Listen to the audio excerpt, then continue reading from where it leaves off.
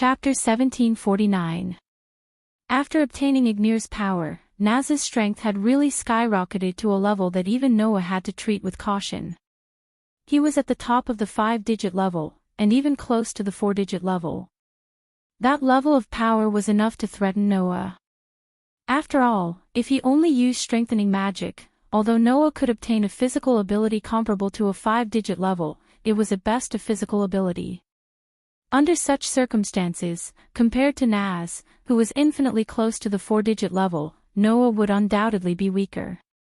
However, Noah did not expect that even the magic cannon would be shattered by Naz's punch, and it could not play any role at all.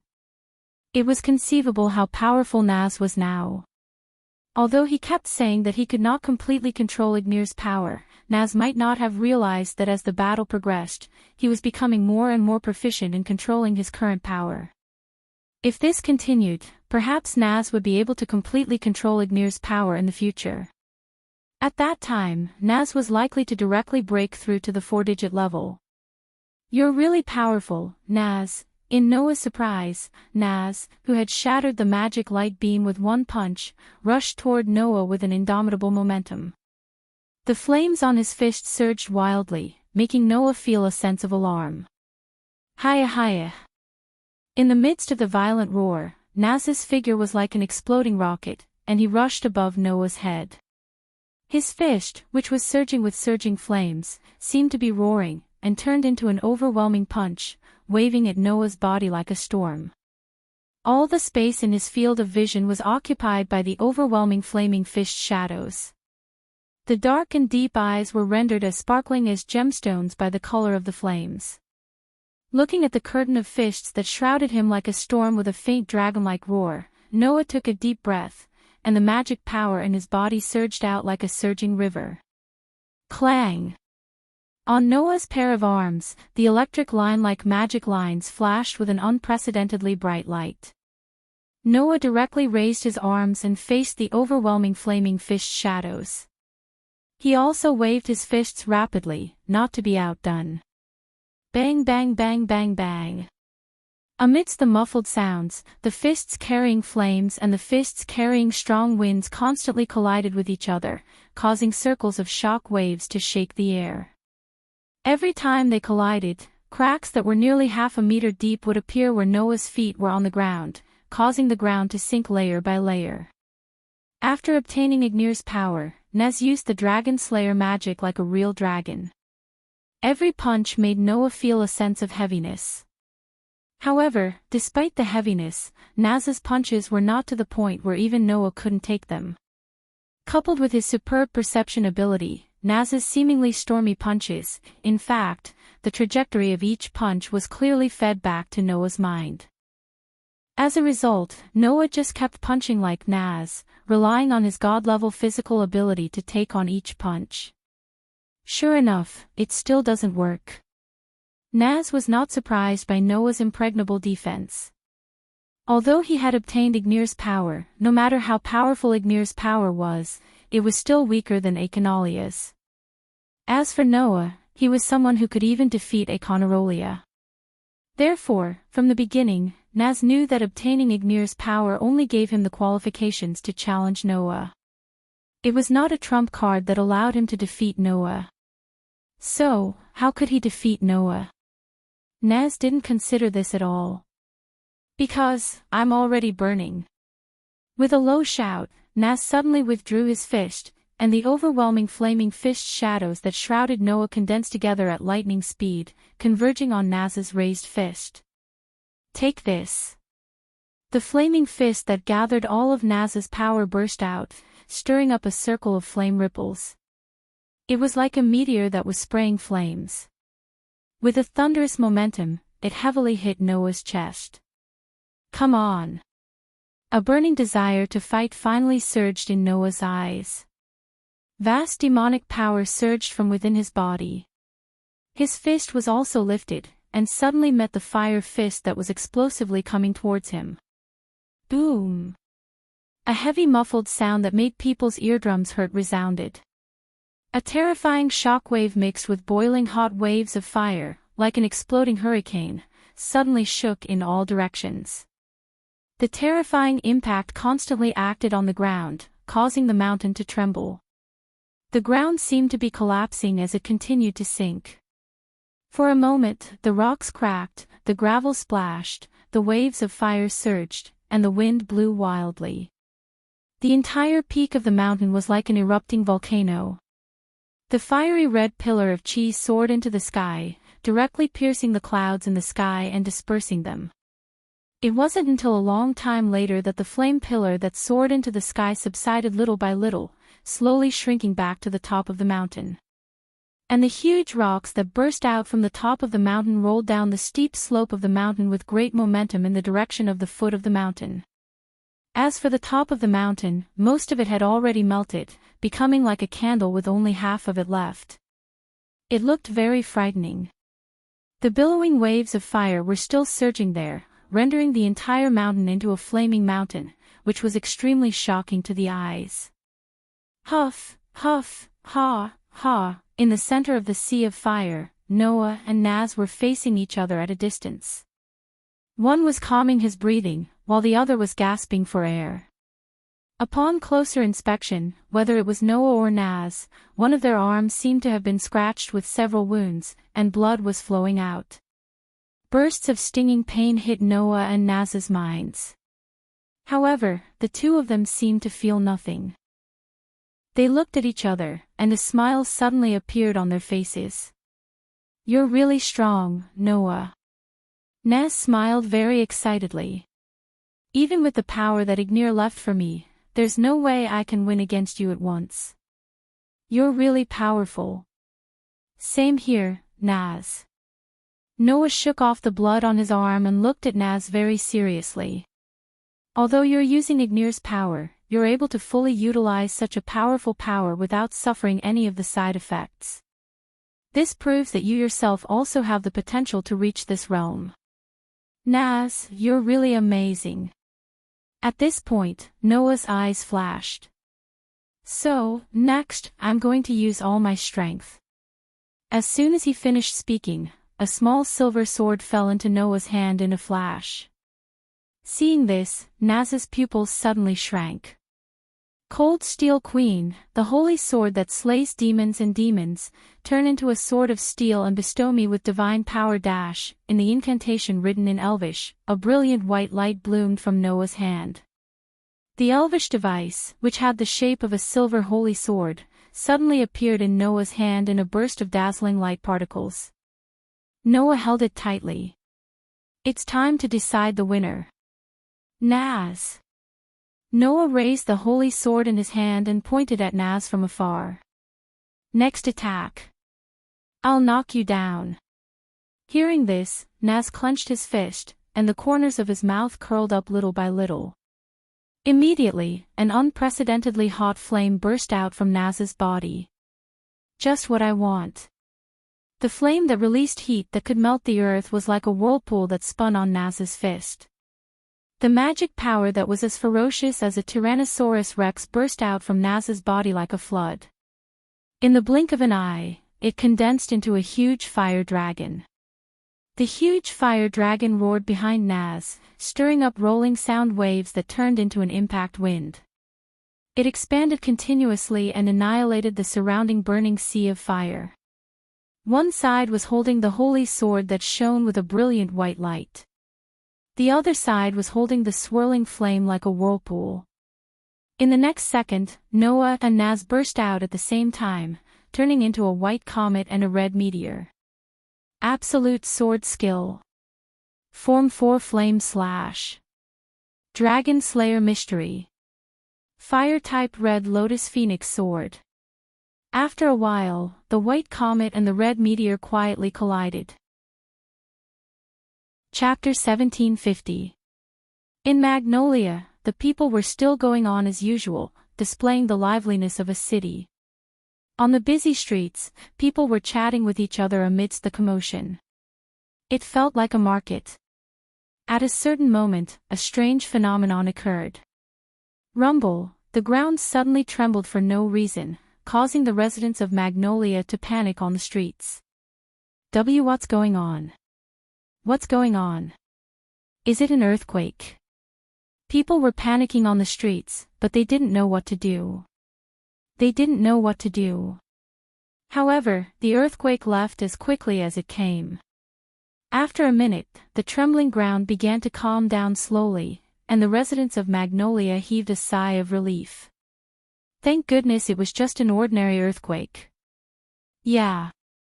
I thought the dragons were coming to attack Magnolia after attacking Colocas. Aren't you overthinking it? How can there be so many giant dragons attacking everywhere? Besides, even if there are, the hero who is ranked first among the 10 great Saint Magi is in Magnolia. If the giant dragons dare to attack, they will be wiped out in a matter of minutes. That's right. But I heard that the hero has left Magnolia temporarily to carry out a mission. Really? In an instant, the entire street once again returned to its bustling state like a market. To the residents of Magnolia, this slight earthquake was just an episode that they would forget in the blink of an eye. What they did not know was that the person who caused this phenomenon was the so-called hero who saved the country. Paw. Paw. Paw. Paw. Along with a series of crisp sounds, the gravel rolled on the ground, causing the crisp sounds to echo in the air. Even the sound of rolling stones could be clearly heard. One could imagine how quiet the surroundings were. However, just a minute ago, there was an earth-shattering commotion here. As for why, one only needed to look at the scene to understand clearly. Crack! Amidst the faint cracking sounds, cracks began to spread on the ground without leaving a trace. Crack! The huge rock suddenly turned into a pile of powder without any warning and scattered all over the ground. Similar phenomena occurred frequently in this part of the world. Originally, there should have been a tall mountain here. Unfortunately, the mountain had completely vanished now, and only piles of crushed rocks and debris covered the entire ground, causing it to seem to be in an extremely sorry state. From the rubble, one could vaguely see some traces of the mountain that was originally here. In other words, the mountain that had completely disappeared had now shockingly turned into a pile of rubble. Taking a closer look, there was actually a huge crater in the middle of the rubble and debris. The crater was more than a few hundred meters in diameter, and it looked as if the ground had been pierced through. It was quite shocking. That was not the worst of it. The truly hair-raising phenomenon was in the huge crater. There was nothing inside. Some of them looked as if they had been roasted by the flames of hell, turning the land charred black. However, in such a charred ground, 2 breaths were rising and falling. Phew! Holding the silver holy sword that was shining with a brilliant white light, Noah let out a heavy sigh of relief and lowered his head to look in front of him. Ha, ha, ha. Naz was lying on the charred ground. His entire body was covered in sweat as if he was exhausted. He couldn't help but gasp for breath. Chee! In the midst of the burning sound, a dragon tattoo on Naz's right arm that was emitting an astonishing heat was disappearing bit by bit. With the disappearance of the dragon tattoo, the aura on Naz's body also gradually faded. In the end, it fell to its usual level. Clearly feeling this change, Noah laughed bitterly. As expected, the power that Ignir left for you is only temporary. Moreover, after using it once, it will disappear and never come back. The bitter smile on Naz's face became even more intense. In the end, I still can't defeat you. With that said, Naz's face was filled with an extremely strong sense of unwillingness. Of course, he was unwilling. Since he was young, the person that Naz wanted to defeat the most was Noah. However, as he grew older, Noah grew at an astonishing speed, making Naz feel that he could not catch up. This time, with the help of the power left by Ignir, he could finally compete with Noah. In the end, he still could not win even after trying his best. How could the competitive Naz be willing to accept this?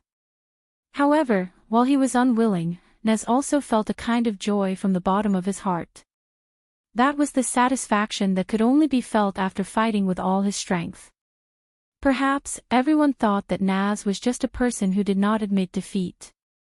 In fact, Naz was very unwilling to admit defeat and even very competitive. However, what Naz wanted to enjoy the most was not the result, but the process of the duel. In such a mood, Naz cast his gaze on Noah. While panting violently, a big smile appeared on his face as if it came from the bottom of his heart. "Let's have a showdown next time." Hearing this, Noah was startled at first, and then he smiled as well. "Yeah." Noah extended his hand to Naz, who was lying on the ground. "Let's have a showdown next time." Naz grinned and raised his hand with difficulty. Slowly but firmly, he held Noah's outstretched hand and held it tightly with Noah's hand. A ray of sunlight shone down from the clouds in the sky and hit Noah and Naz's tightly held hands. Although it was only two very small human hands that were equivalent to the entire world, at this moment, the world seemed to revolve around these two protagonists, causing the sky to be illuminated by the sunlight. This scene happened to fall into the eyes of a person. In the eyes of a petite girl who looked like a fairy. The child of the world and the child of the dragon. Mavis smiled. What an incredible two children. The place called Between the Worlds was still as pure white as ever, without a single trace of filth. Pieces of pure white feathers fluttered around. Waves of soft white light emitted from those feathers, illuminating the world. That scene was like a dream. It was so beautiful. However, above this pure white world, in the sky, there was a crystal-clear barrier covering the entire sky. Outside the barrier, the grim reapers in red robes were like phantoms that constantly wandered around. They were densely packed and filled the entire sky, making people feel very uncomfortable. Noah, who returned here, raised his head almost immediately and looked at the sky. After confirming that there was no problem with the barrier, he breathed a sigh of relief. Then, Noah turned his head and looked in another direction. There, an outline connected to 10 patterns, with a sun imprinted in the center. There were 24 engraved stone plates suspended in the air. Around the stone plate, strange and incomprehensible characters revolved around it, slowly rotating. On both sides of the stone plate, Gaia and Alea closed their eyes, their palms facing forward. A piece of sparkling crystal was there, slowly rotating and releasing waves of white mist. Under Gaia and Alea's control, the mist was injected into the stone plate bit by bit. Noah could feel it. As this scene progressed, the stone plate began to undergo a qualitative change. However, this change was not complete, and it needed time to slowly settle. Seeing this, Noah understood. Gaia and Alea's work was not complete. Just right, I will have more time to do what I want to do. After saying this, Noah turned around and slightly raised his hand. A feather suddenly floated in front of Noah. Noah stretched out his finger and lightly touched the feather. In the next second, Noah disappeared from where he was, allowing the source of this pure white world to return to its original tranquility. Chapter 1751. Alicia Elven Academy. Alicia Elven Academy was a noble academy that trained witches from all over the Alicia Empire to become first-rate elves. The academy had an elven forest and an academy city. It occupied a vast area, and teachers who were as powerful as the elven knights of the imperial capital stayed here. It was not inferior to a small country, so this academy was like a small independent country with a strong sense of autonomy. Recently, the atmosphere in Alicia Elf Academy had gradually become tense to the point that even outsiders could feel it. The reason was very simple. It was because the Elven Sword Dance Festival was about to begin. It was a sacrifice to the Elven King, who was equivalent to the world itself. At the same time, it was the largest ceremony to determine the strongest elven envoy, the Elven Sword Dance Festival. The winner could not only make a wish to the Elven King, but also obtain unimaginable fame and become an elven envoy respected by all the major countries. They were like idols in the world of elven envoys. Of course, those who could participate in the Elven Sword Dance Festival were the true elites carefully selected from all the major countries. Therefore, Alicia Elven Academy, as an academy that specialized in nurturing outstanding Elven envoys, was able to recommend 3 teams to participate in the festival. From this, one could see the status of Alicia Elven Academy in the Alicia Empire. Not to mention, the dean of the academy was also known as the strongest Elven envoy on the continent. She was known as the Dusk Witch by the people. In order to compete for the right to participate in the Elven Sword Dance Festival, the atmosphere in Alicia Elven Academy had been very tense recently. Because this year's Elven Sword Dance Festival was a team competition, it required the participants to form a team of 5. During this period of time, not only were the students in the academy caught up in the competition for talents, but they also frequently participated in team battles for the sake of ranking, trying to squeeze into the top 3 and obtain the right to participate in the competition. Under such circumstances, even the top 3 teams had been working very hard in the past month in order to prevent their rankings from being snatched away. They had been quite busy. The only exception was the team in the first place. Fairy Tale. A month ago, this team had already obtained enough points to leave the second-place team in the dust. They were almost firmly in the first place.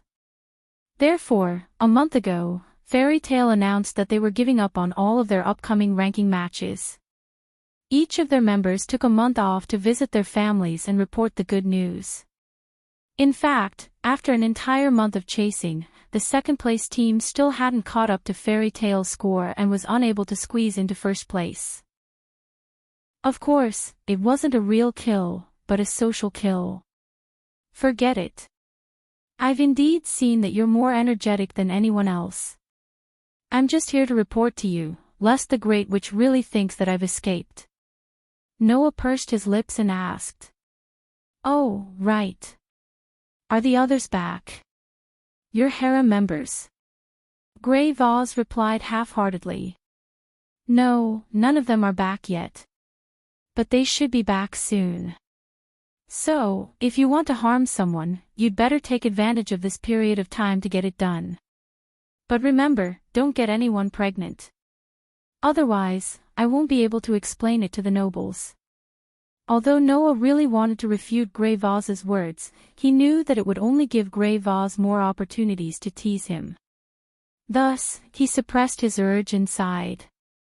Since that's the case, I'll head back first. Go ahead. Grey Vaz picked up the document on the table again and browsed through it while speaking without raising her head. Remember not to wander around and cause unnecessary trouble for me. Noah ignored Grey Vaz's obvious teasing. He waved his hand, turned around, and walked towards the door. After Noah left, Grey Vaz raised her head from the document in her hand and looked towards the door. She sighed faintly. You're not going to ask anything. Grey Vaz thought that Noah would definitely ask her why she insisted on letting him participate in the Elven Sword Dance Festival. She didn't expect that Noah didn't ask anything.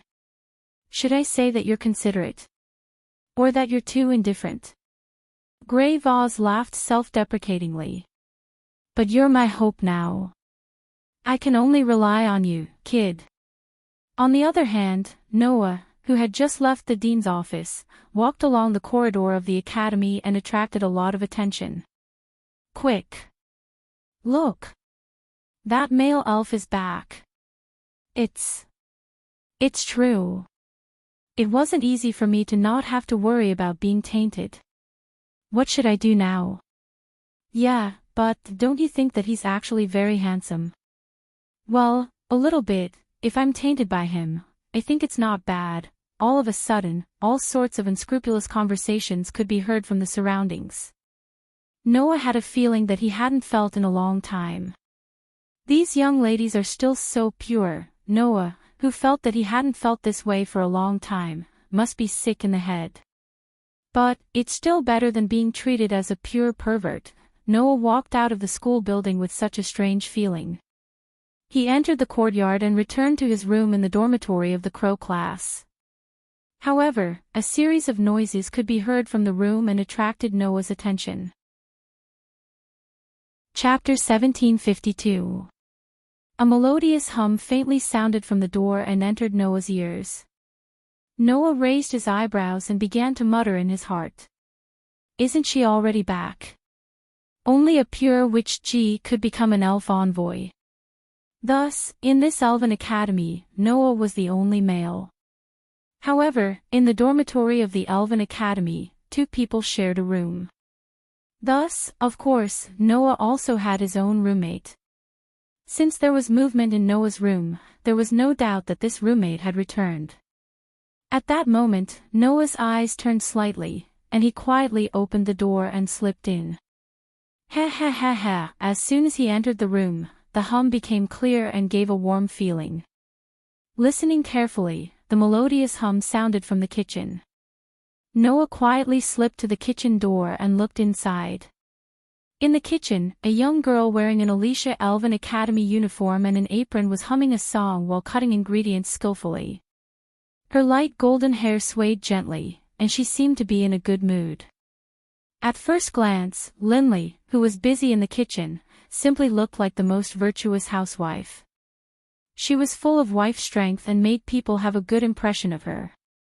Who would have thought that this young lady who was busy in the kitchen like a housewife was actually a noble?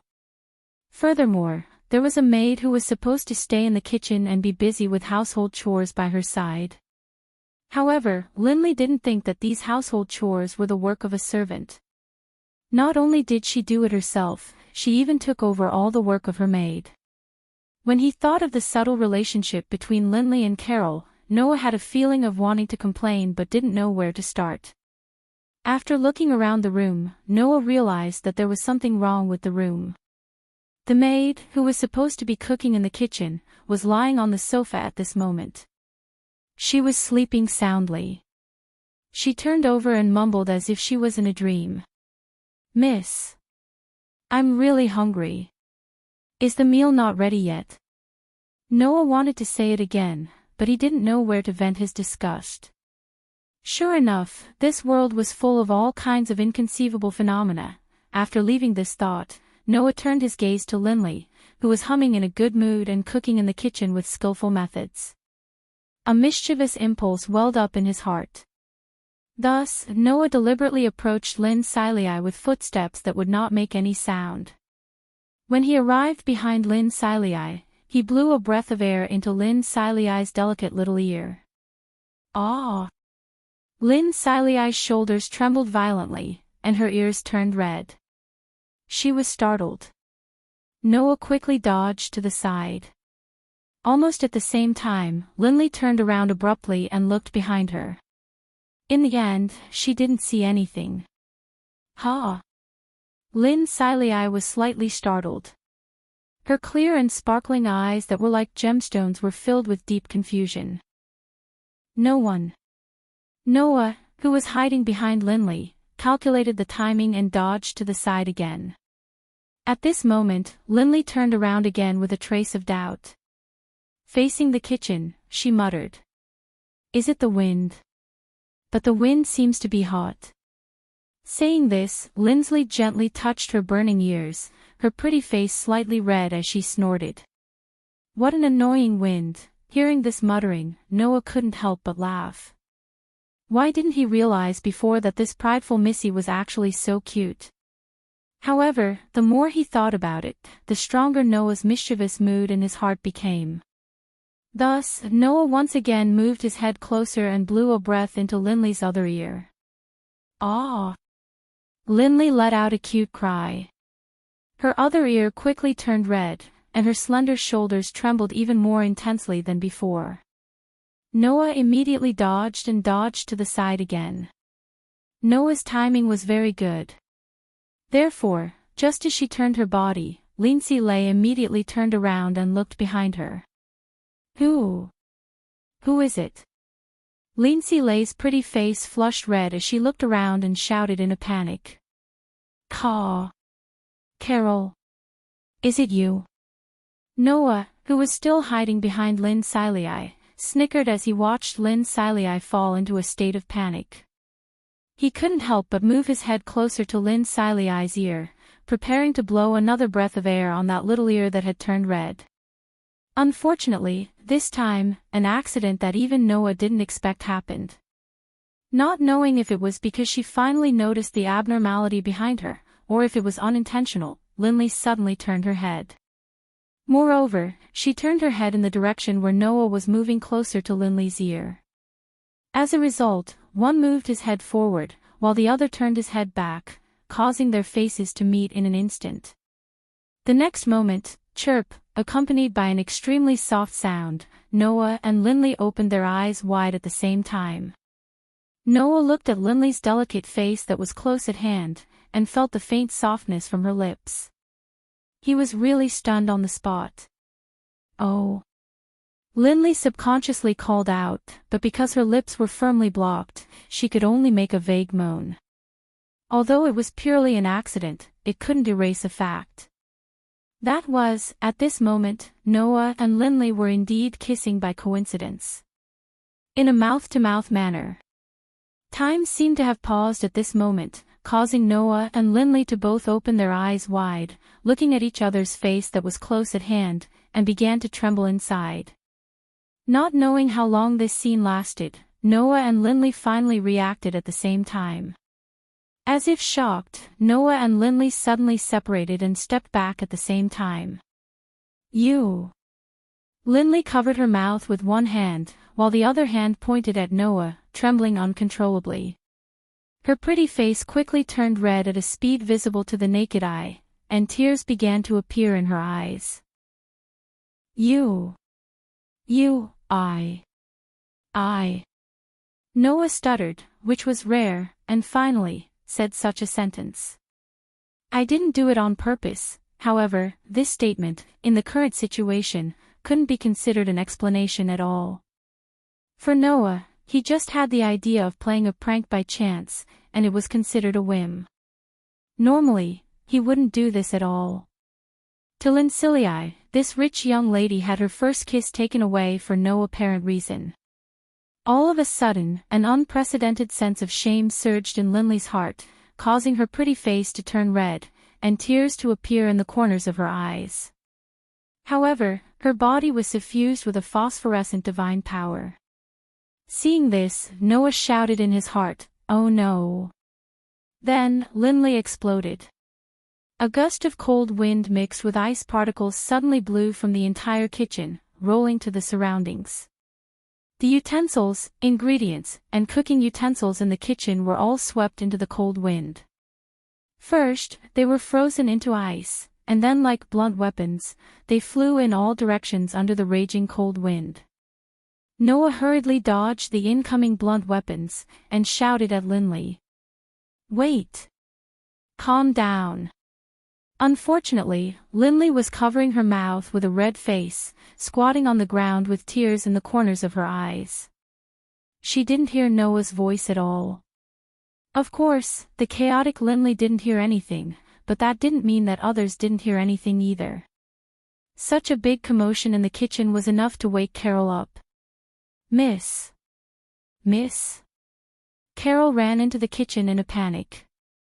What happened? Before she could finish her sentence, a frozen pot was blown by the cold wind, and heavily smashed towards Carol. Clang! Amidst the sound of metal clashing, Carol received a heavy blow to her head. Ugh! Carol only felt stars in front of her eyes, and then she fell down. It was only then that Linley reacted and cried out in alarm. Carol! Seeing this chaotic situation, Noah secretly swore in his heart. In the future, he would definitely not play pranks on a whim. Chapter 1753. Ugh! In the room, Carol was lying on the sofa, looking dizzy, as if she had not yet woken up from her dizziness. Carol! Linley crouched in front of the sofa, looking at Carol with a worried expression, and then glared at Noah. It's all your fault. Noah was really wronged. Perhaps, the incident of him accidentally stealing Linley's first kiss could be said to be Noah's fault, but for Carol to become like this, it was entirely because Linley fell into a state of confusion and carelessly used her divine power, right? However, thinking about it carefully, the reason Linley fell into a state of confusion was also because Noah stole this rich young Miss' first kiss. Therefore, if one were to think about it carefully, it was indeed Noah's fault. Okay, it's my fault. Noah could only raise his hands in surrender. Just tell me, how should I make it up to you? Make it up to you. Linley pursed her lips, and said shyly and angrily. That was my first kiss, the one and only most precious thing. You took my first kiss without permission, nothing can make it up to you. Noah was immediately speechless. From a sentimental point of view, Linley's words were indeed correct. However, why did it feel like the situation was suddenly very serious?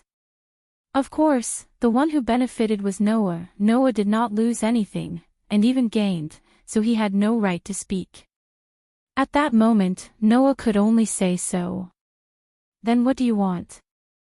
Linley glared at Noah, her face still slightly red, but suddenly thought of something, and clapped her hands fiercely. If that's the case, then go and steal Claire's first kiss. Ha! Noah's brain immediately crashed. Take away Claire's first kiss.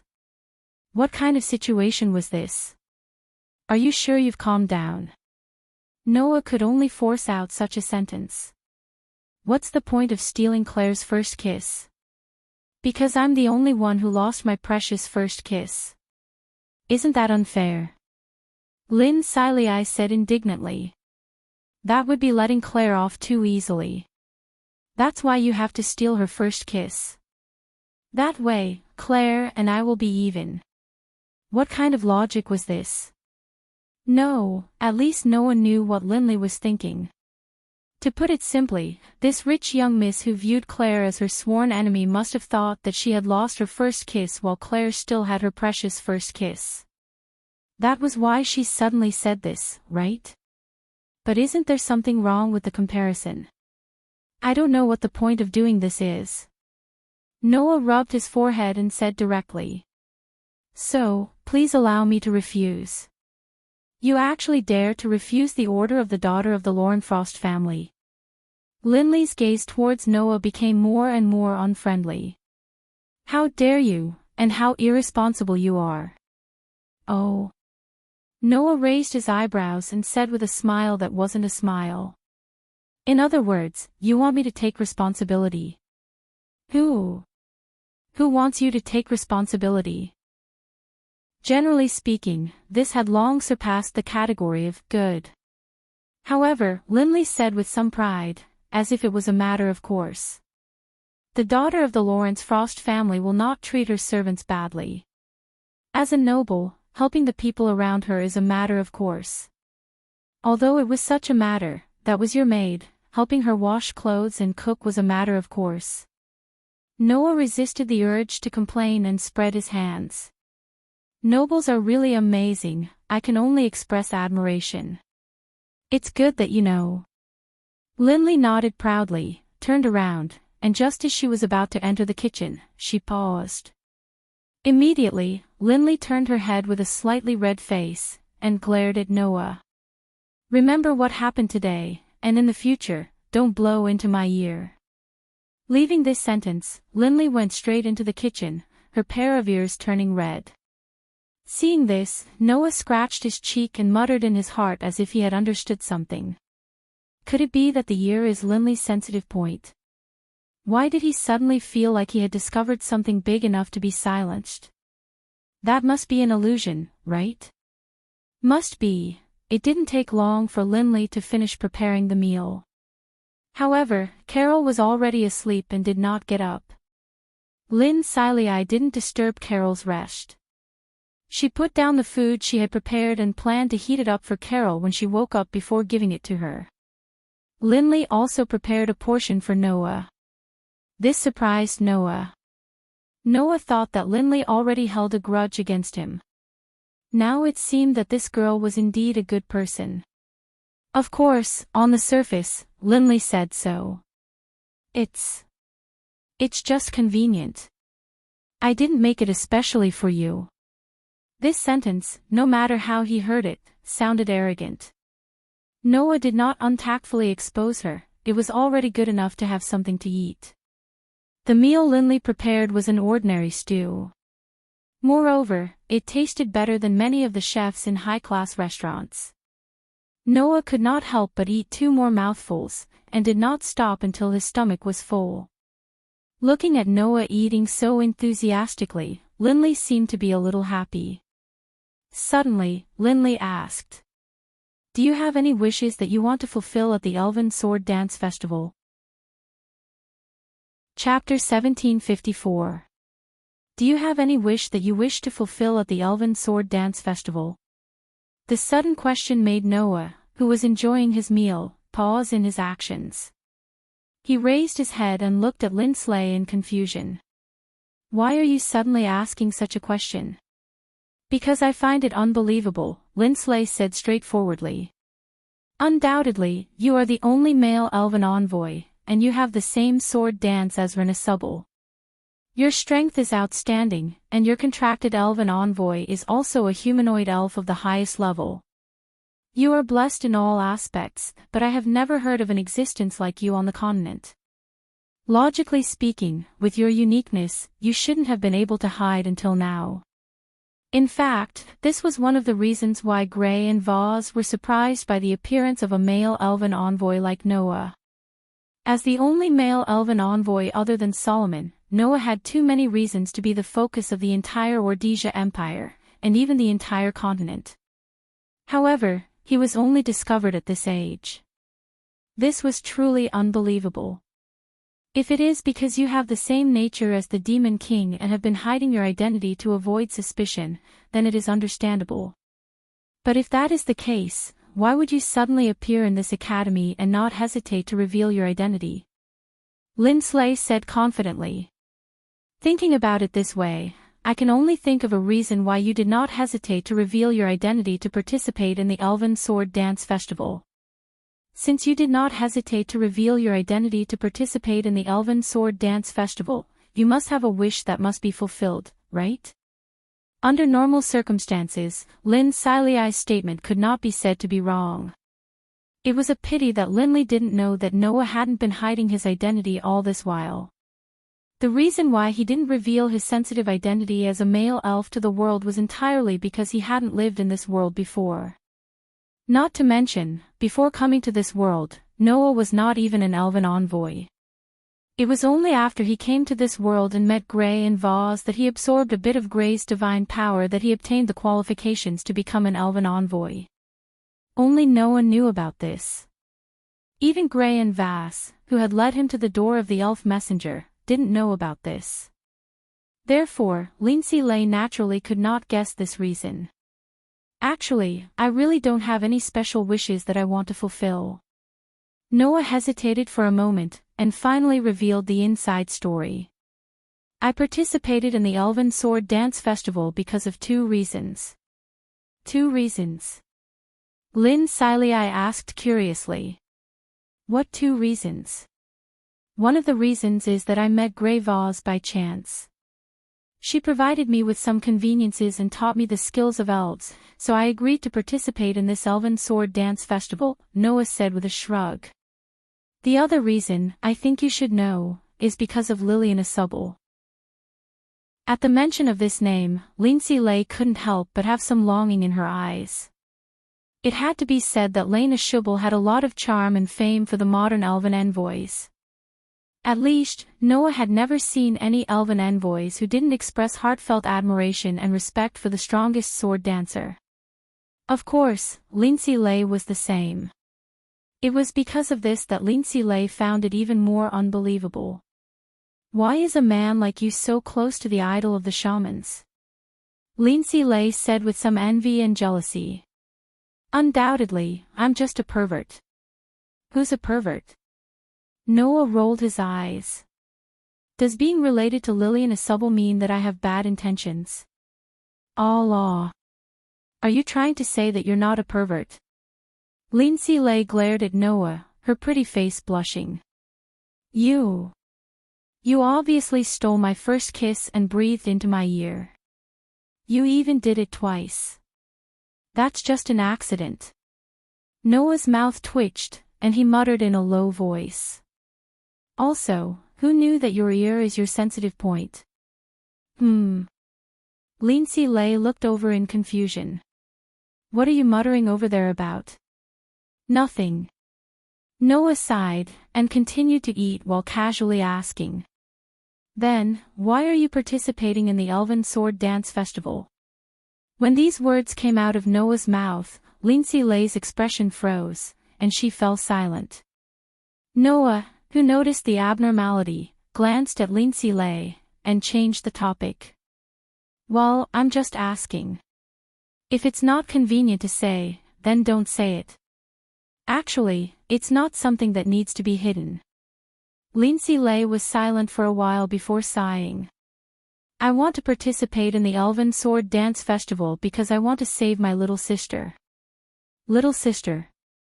Noah said in surprise. You have a little sister?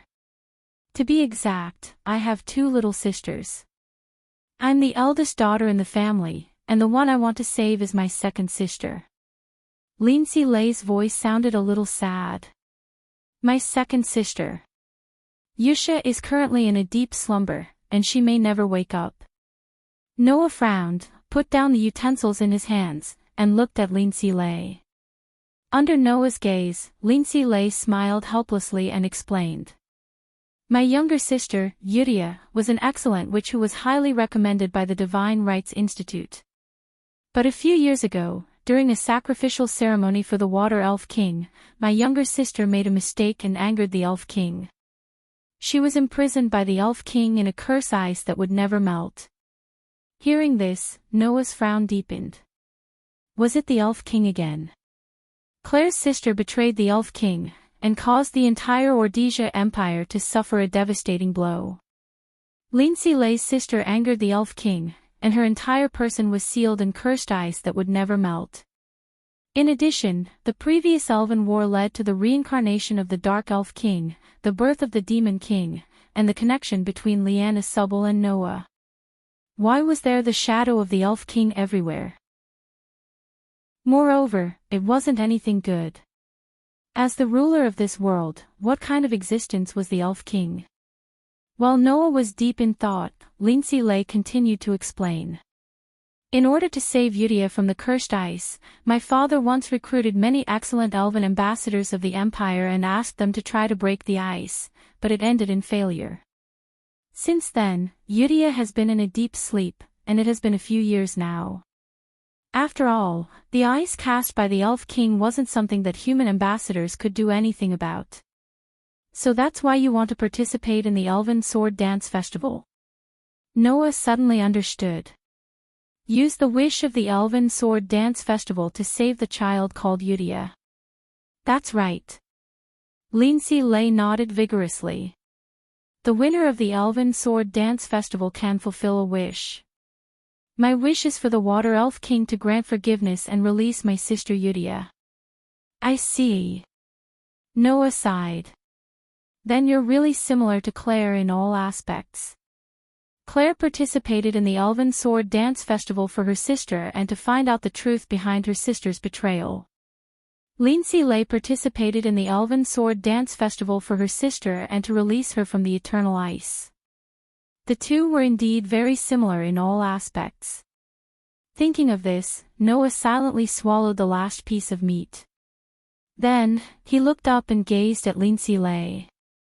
To an elf ambassador, a kiss is the most sacred contract and ritual, right? Lindsay Lay was slightly taken aback. Under such circumstances, Noah suddenly smiled and said this. Since that's the case, Lindsay Lay, I promise you that I will obtain victory in the Elven Sword Dance Festival and help you save your sister. Saying this, Noah extended a finger and pressed it on Lindsay Lay's lips. I've already performed a sacred ceremony with you and established a contract. Therefore, I will definitely fulfill this promise. This will be my compensation to you, all right? Feeling the touch of Noah's finger on her lips and seeing Noah's deep, dark eyes and smiling expression, Lindsay Lay's heartbeat involuntarily sped up. Then, like a well-behaved wife, Linley nodded her head with a red face. Seeing Lindsay lay like this, Noah couldn't help but smile. As expected, this girl was much cuter than he'd imagined. Chapter 1755. The next day, Noah woke up in the dazzling sunlight. Ugh! As soon as he woke up, Noah heard a pleasant voice, which instantly woke up his somewhat muddled brain. He lowered his head and looked at his arms. There was a naked elf girl with skin as white and smooth as pearls. She had a petite figure, but beautiful long silver hair that reached her waist. She was like a koala bear, tightly hugging Noah. Her face, which usually did not reveal much emotion, had a rare look of serenity. Looking at the incomparably cute elf girl in his arms, Noah bitterly smiled while gently stroking Aster's soft silver hair and muttered, "This is a scene that I haven't seen in a long time." Ever since Noah returned to the world of fairy tale, Aster had never woken up in Noah's arms like this. The reason was very simple. After returning to the world of fairy tale, Noah rarely slept alone. There was always Mira and Lisanna by his bed. Ever since he got married to Mira and Lisanna, Noah had never stayed alone in the house.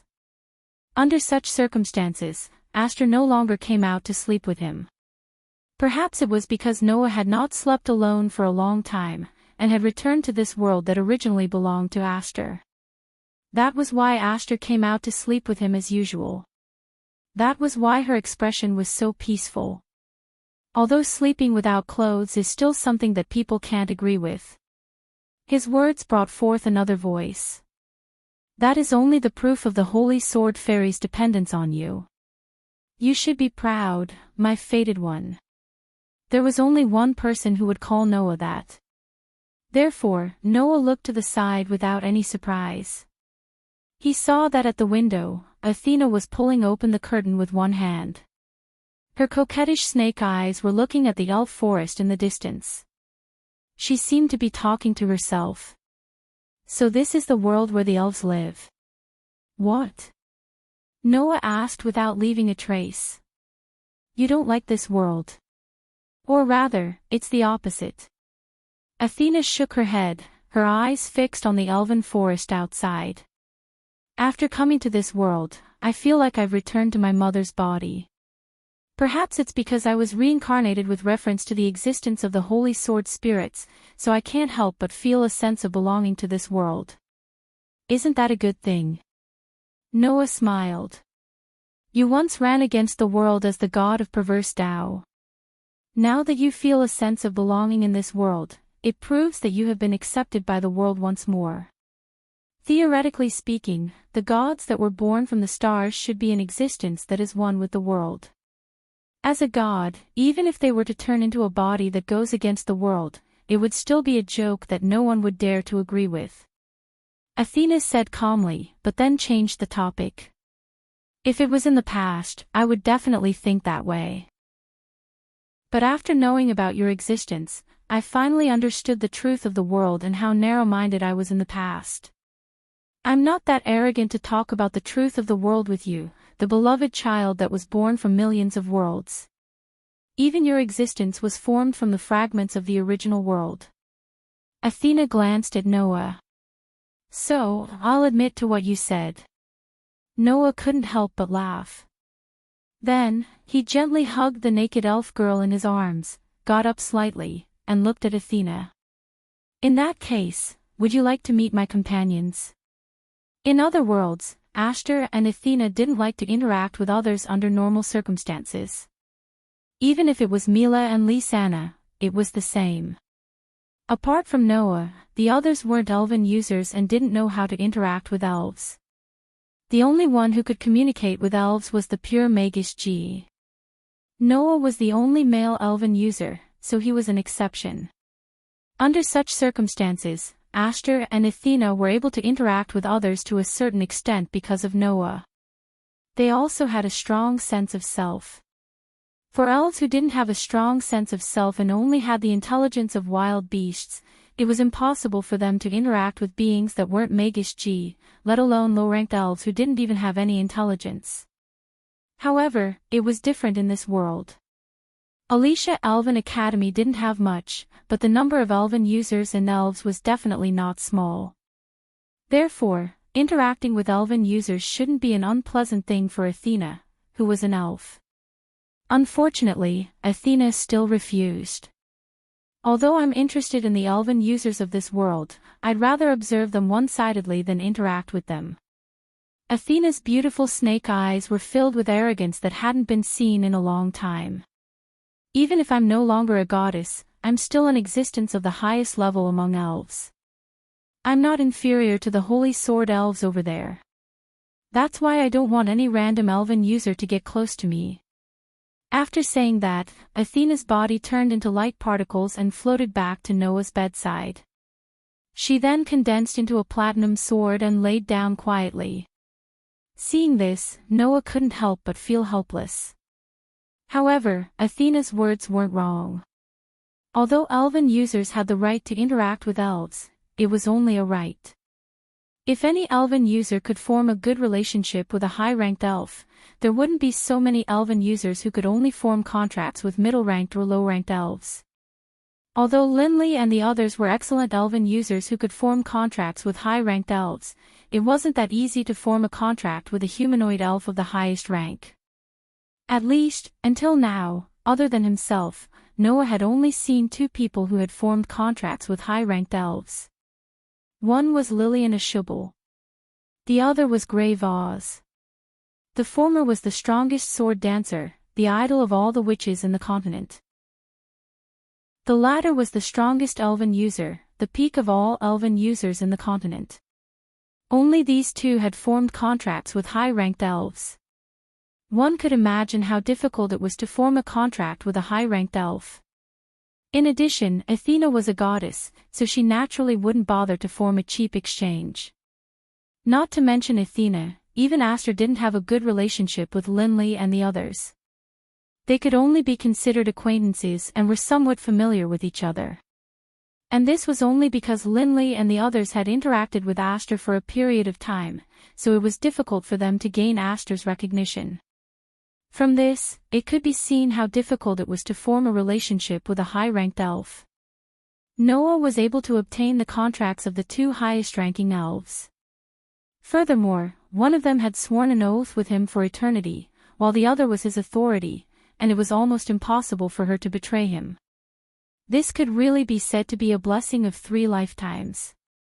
Well, it's much better than when I was the god of disobedience. When she was still the god of disobedience, because she was devoured by the unruliness of her path, Athena treated humans as dirt and killed them whenever she wanted. Now, Athena was only unwilling to form cheap exchanges with humans, which was already very good. Thinking of this, Noah patted Aster's slender back. Aster, it's time to get up. Ugh. Aster blinked and then slowly opened his eyes. He rubbed his eyes sleepily and cutely yawned. Master, good morning, good morning. Noah patted Aster's head dotingly. It's time to get up. Okay, Aster got up with a trace of sleepiness. In the next moment, Aster was like Athena.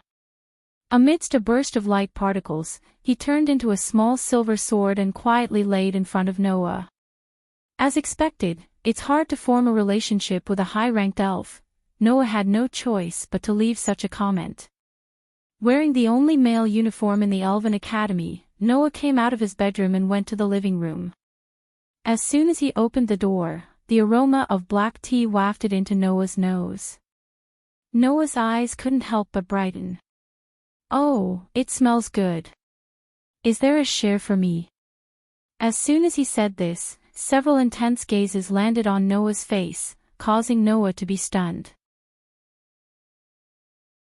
Chapter 1756.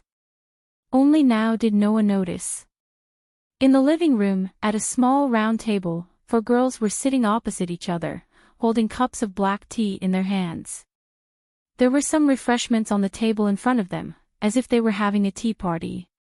Among the 4 girls, besides Lindsley, the other 3 were also Noah's acquaintances. Of course, apart from these 3 girls, Carol was also present, but she stood behind Lindsley, looking like a standard maid. Looking at the three girls sitting with Lindsley, Noah was surprised. "So you're all back." Of the three girls, one had flame-like twin ponytails, one had long purple hair, and the last one had a white ribbon tying her sky-blue hair into a single ponytail. They were the other members of the fairy tale team. Claire, Fayanna, and Alice were in a group of three.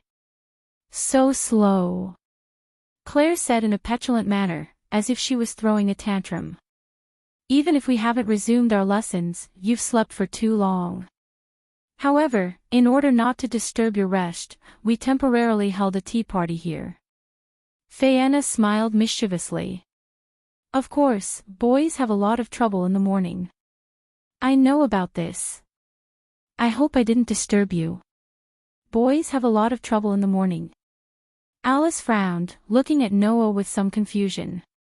"Boys have a lot of trouble in the morning. Do you need my help?" "Help?" Fayanna looked at Alice in surprise. Then, she giggled. "I didn't expect the captain of the Knights to be so daring. It's really surprising." "Daring?" Alice was confused. "What does that mean?" "Fayanna, can you not speak in riddles?" Claire said with dissatisfaction. "What kind of trouble can boys have in the morning? Is it daring to just help a little?" "That's right." Lindsley drank her tea elegantly, also puzzled. Could it be that boys hide something scary in the morning? "Well, for us, it is indeed a bit scary." Fayanna couldn't help but laugh. "If you're curious, you can ask Noah if he can show you." Hearing this, Carol, who was standing behind Lindsley, couldn't help but laugh secretly. The three girls, who didn't know what was going on, turned their attention back to Noah, their eyes full of curiosity. Claire said directly, "That's it, let us see." "See your head." Noah's eyes twitched. "Are you girls really talking about such an unhealthy topic early in the morning?" Unhealthy topic." The three pure girls immediately blushed. Fayanna. Claire glared at Fayanna with a red face. So you're talking about the topic of sex?" "Ah." Fiona showed an innocent expression. "Is it still too early for you?" "Of course, Fayanna, you're shameless. You still don't have the self-awareness of being a princess." Lindsley's face was red as she retorted. "This is unbelievable." Seeing Claire, Lindsley, Fayanna, and Alice quarreling, Noah sighed inwardly. "It's been so long, but you guys are still the same." This sentence immediately attracted the glares of the four girls. "If that's the case, aren't you the same? Claire, after all, it's only been a month." "Fayanna, I don't think there's anything wrong with me being like this." "Alice, as a noble, I've always been leading by example. There's nothing to pick on." Lindsley, these were the rebuttals of the four girls. In this regard, Noah really wanted to say that in terms of personality, the four of them had some areas that he couldn't complain about. But there was no benefit in saying this, so forget it. All right, Mr. Noah, please don't stand there. Come and sit here." Carol pulled out a seat for Noah with a smile. "The ladies have been waiting for you for a long time." Not knowing if it was intentional, Carol helped Noah move his seat to Lindsley's side with a smile on her face. Except for Noah, no one else noticed this small movement. They continued to drink their black tea with a look of indifference. Noah could only shrug and sit next to Lindsley under Carol's giggling. Then, Noah asked his four teammates. "Since you're all back, that means you've all finished your tasks, right?" The reason why the fairy tale team had postponed a month's ranking competition and applied for a month's leave was because the four girls had their own matters to attend to. Claire took this opportunity to visit her parents who she hadn't had the chance to visit before and who were still in prison. Lindsley, Alice, and Fayanna returned to their homes and reported the good news of qualifying for the Elven Sword Dance Festival to their families. Because of the long journey and the need to socialize due to their status, the 4 girls needed a month's time to complete this goal. Since they had rushed back, it meant that there were no problems. No matter what, the Elven Sword Dance Festival is about to start. How could we not come back? Claire said as she puffed out her chest that didn't undulate at all. Also, in this month, I was allowed to enter the library that my family used to own. I learned a lot from there and my strength improved a lot. How much can you improve if you only study by yourself? Lindsley said to Claire, not to be outdone. I also asked the Elven Knights in my family to help me train. My strength will definitely improve more than Claire's.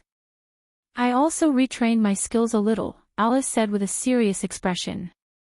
At this time, every bit of improvement counts. That's something we can't do anything about. Fayanna sighed deeply. After all, if we want to emerge victorious in the Elven Sword Dance Festival, we have to defeat the strongest sword dancer. The girls all fell silent. Noah knew that the 4 girls had their own reasons for participating in the Elven Sword Dance Festival. Claire wanted to understand the truth behind her sister's betrayal of the Elven King. Lindsley wanted to rescue her frozen sister. Alice wanted to inherit Versilia's wish. Fayanna wanted to take back everything she had lost when she was demoted to a lost elven princess. In other words, the 4 of them had their own reasons for not losing. However, his opponent was the existence known as the strongest sword dancer, the target of all elven envoys. Would they be able to defeat such an existence? Not to mention these 4 girls, even if it was anyone else, they wouldn't have much confidence. However, Noah still wanted to say, "Leave Renasubble to me." The group of 4 girls immediately cast their gazes on Noah at the same time. Do you have a chance of winning? Alice couldn't help but ask. Although you are indeed very strong, can you guarantee that you can defeat Renasubble? Indeed, I can't guarantee it because I still don't know the full extent of Leanna Subble's strength. But no matter what, I did have a brief confrontation with her, even if we weren't serious at that time. Noah smiled indifferently. Moreover, you aren't the only ones who have grown in this month. I also have a trump card. Trump card? The girls were curious. What trump card? Noah touched the elven mark on the back of his hand, and sensed the aura of Athena on it. He said with a deep meaning. You will know in the future. Seeing that Noah didn't seem to want to reveal it directly, the girls didn't pursue the matter. In any case, Noah's strength was indeed very strong. There was no doubt about this. Since Noah could deal with Renasubble, it couldn't be better. Thinking back to the beautiful sword dance between Noah and Ren, Claire, Lindsley, Fayanna, and Alice were fascinated. Just like that, the day of the Elven Sword Dance Festival gradually arrived. Chapter 1757. On this day, the sun was shining brightly and there were no clouds in the sky. The weather was not bad. Early in the morning, the entire Elven Academy was bustling with noise and excitement. Almost all the students came out of their dormitories and started walking in one direction. That direction was the direction of the gate that led to the Elemental Elves' world. The largest ceremony of the Elven Sword Dance Festival was not held in the modern world, but in the Elemental Elves' world. And it was the Elemental Elves' world Saint Realm. In the Elemental Elves' world, there were 5 Saint Realms. The 5 Saint Realms belonged to the 5 Elven Kings. In the Saint Realms, people could mine special elven ores. That elven ores were the blood of the Elven King. One had to know that ordinary elven ores could only seal a portion of the elven power and use it. Its effects were very limited. However, the blood of the Elven King could seal a portion of the power of high elves and unleash great power and effects. It was a true national treasure that even people with money and authority could not buy. Once, the self-proclaimed Demon King, Geo Inzak, who was actually a fake, used the blood of the Elven King that sealed the power of the Elven King, who could control a large number of elves, to disguise himself as an elven envoy and appeared in front of Noah. Later on, that guy almost died under Versilia's bombardment. The blood of the Elven King was taken away by Versilia and she used it to make a deal with the merchant of the Skeleton Alliance, Vivian, to transplant a large number of spell engravings. That kind of national treasure could allow an ordinary person to control a large number of elves. Its value was enough to exchange for a large number of spell engravings. Its value could be imagined. The blood of the Elven King was an elven ore that could only be mined in the Saint Realm. However, only which G of the gods' parliament who served the Elven King could enter the Saint Realm. However, during the Elven Sword Dance Festival, the Saint Realm would be open to ordinary people. In other words, every Elven Sword Dance Festival was held in the Elemental Elves' World Saint Realm. As the only gate in the Elven Academy that could lead to the Elemental Elves' World, the students naturally gathered there. This was because today was the day that the top 3 teams would go to the venue of the Elven Sword Dance Festival. In one of the rooms in the dormitory of the Crow class, Noah was looking at a pile of messy suitcases in front of him. He was speechless. Is it necessary to bring so much luggage? In response to Noah's sigh, Claire, Linley, Fianna, and Alice all raised their heads and looked into the distance, as if they didn't know anything. However, there was no doubt that all the luggage here belonged to the 4 girls. Noah narrowed his eyes, squatted down, and rummaged through the luggage. You! What are you doing? Claire, how dare you rummage through a lady's belongings? How rude! Lindsay Lay, are you looking for our undergarments? Fianna asked. WH. Are you that kind of person? Alice, the group of 4 girls all protested loudly. However, Noah didn't care about them at all. He continued rummaging through the luggage and found a bunch of messy things. Among them, there were beads, cups, fans, whips, candles, and even animal ears and tails. Looking at these things, Noah's mouth twitched, and he looked at the 4 girls with a strange expression. Whose things are these? Claire, Linley, and Alice immediately shook their heads. Only Fianna didn't mince her words. These are all mine. Let me ask first. Noah narrowed his eyes and looked at Fianna. What are you going to do with these things? These are prayer tools that will be used in the Kagura ritual, Fianna answered frankly. These are things that might come in handy. Prayer tools. Noah looked at Fianna suspiciously. Really? Do you think I'm lying? Fianna teased with a smile. Or do you think these things have some special uses? Wasn't that natural? Beads, cups, and fans were fine, but what about whips, candles, and even animal ears and tails? They didn't look like prayer tools, but sex toys. However, Noah didn't have any knowledge in the Kagura ritual, and Fianna's words had no loopholes, so he couldn't refute.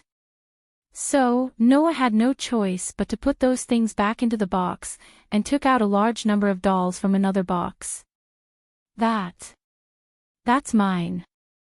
Alice raised her hand weakly and said embarrassedly. If the journey is lonely, these dolls can come in handy.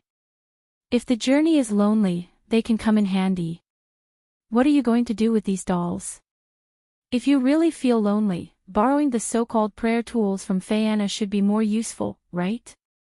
Noah resisted the urge to complain, silently put all the dolls into the box, and took out another box. There was a tea set in this box. This is mine. Lindsley combed her hair and said matter-of-factly. As a noble, we have to maintain elegance no matter when and where. Not to mention, if the journey is lonely, we can hold a tea party. This is a necessary item. Lonely journey again. Just how afraid are you girls of being lonely? Noah was speechless. He could only put down the box, take out another box, and open it. As a result, Noah was dumbfounded. Because, in this box, there were books. Not ordinary books. At least, that was the title on the cover that Noah saw. Master and Maid. The Kidnapped Princess. The Use of My Holy Sword. Whips and Candles. Just by looking at these titles, Noah understood. How bad were the contents of these books? Ah! At the same time, Claire shouted with a red face and rushed over. She closed the box and threw it at Noah in exasperation. Who told you to open this box? Noah hurriedly dodged Claire's peerless dance and also shouted. Who told you to bring that terrible thing? Terrible thing? Lindsley was curious. What terrible thing did you bring? Let me see. Oh, Claire is bolder than I thought. Fayanna was full of interest. Lend it to me. You. Did you bring something shameless? Alice's pretty face was red, and she shouted while gnashing her teeth. Don't bring me that kind of thing. Do you want us to be ridiculed? I'll confiscate it all. Saying this, the three girls pounced in Claire's direction. Wah! Don't take my things. Claire's things are my things. Lindsley, what's wrong with letting me see? Fayanna, confiscated. All confiscated. Alice, get out of my way. Do you want to turn into charcoal? Claire, suddenly, the four girls were in a mess, tangled together, and even rolled on the ground. Their skirts were flipped up, and the beautiful scenery inside was seen by Noah. Noah could only turn his head and look at the scenery outside the window. He covered his face as if he couldn't bear to look at it. What kind of teammates are these? Although the whole process was very noisy, the girls still knew their limits. When it was about time to set off, they stopped playing, took their luggage, and walked towards the elemental elven realm's gate. When Noah's group arrived at the gate, there were already many students gathered there. These students were all here to send off the participants of the Elven Sword Dance Festival. Unfortunately, no one in Noah's group came to send them off. There was no other reason. They didn't have any other friends in Alicia Elven Academy. Only Alice exchanged a few pleasantries with the members of the Wind King Knights before bidding them farewell. Clank! At a certain moment, the gate to the elemental elven realm bloomed with light. Only at this moment, the gate to the elemental elven realm was open. Noah's group looked at each other, and then followed the other two groups into the light. Chapter 1758. This place was a forest. It was a forest with lush trees. The species of trees were a little strange, and they couldn't be found in the modern world. In the forest, there was a vast lake.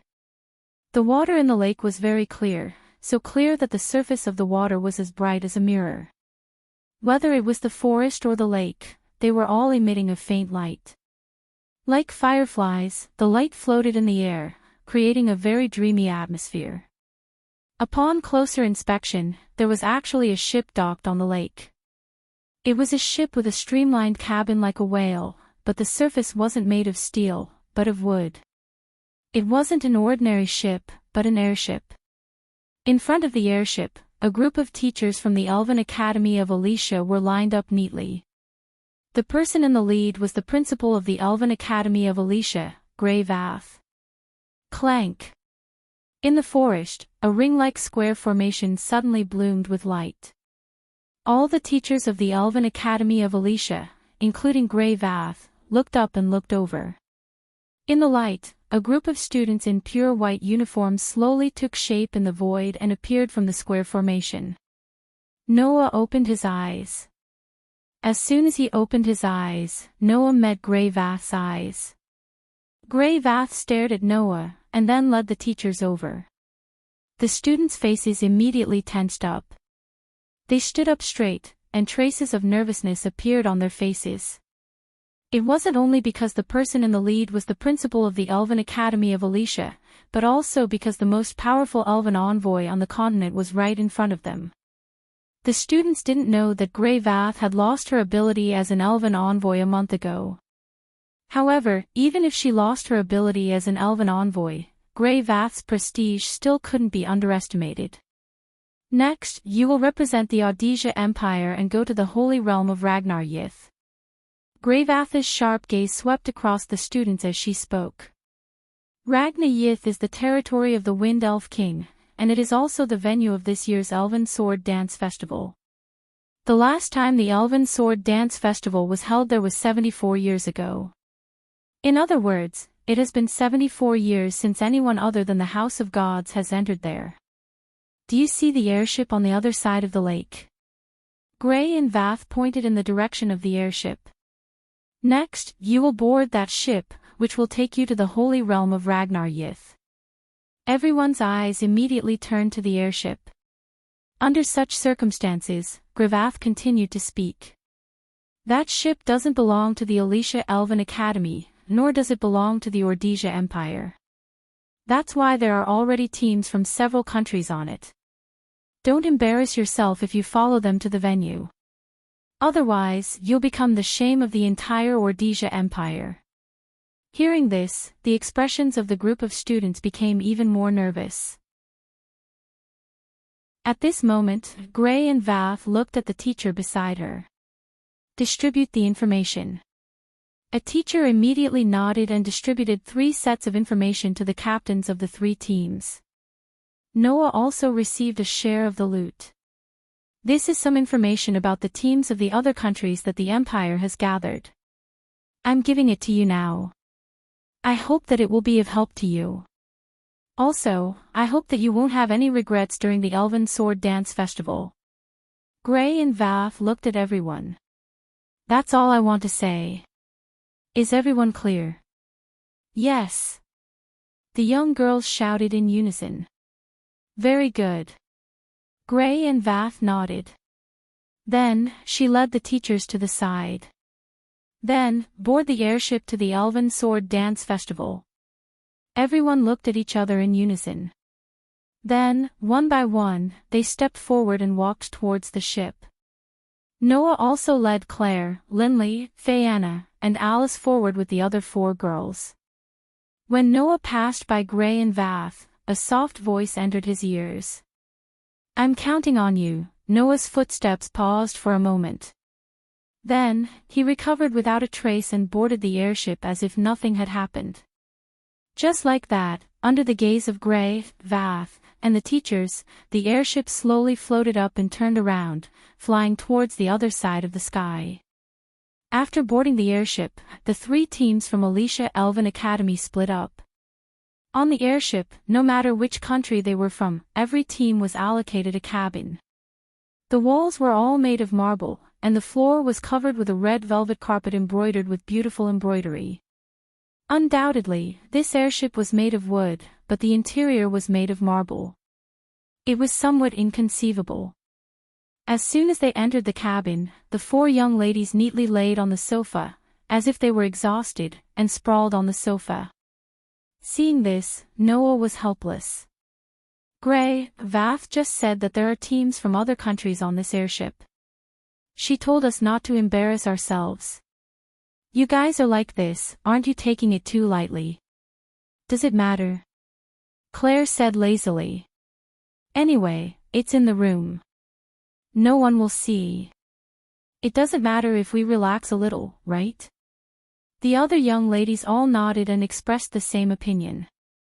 Noah sighed and sat down on the sofa. He began to flip through the information given by the academy. The information did indeed record the information of the teams from other countries. Noah looked at this information seriously until he turned to a page. Looking at the information recorded on it, Noah exclaimed in surprise. Liana Subble is representing the Alphys Empire. That one sentence stirred up everyone's reaction. WH. What? The group of young girls stood up in shock. The Alphys Empire.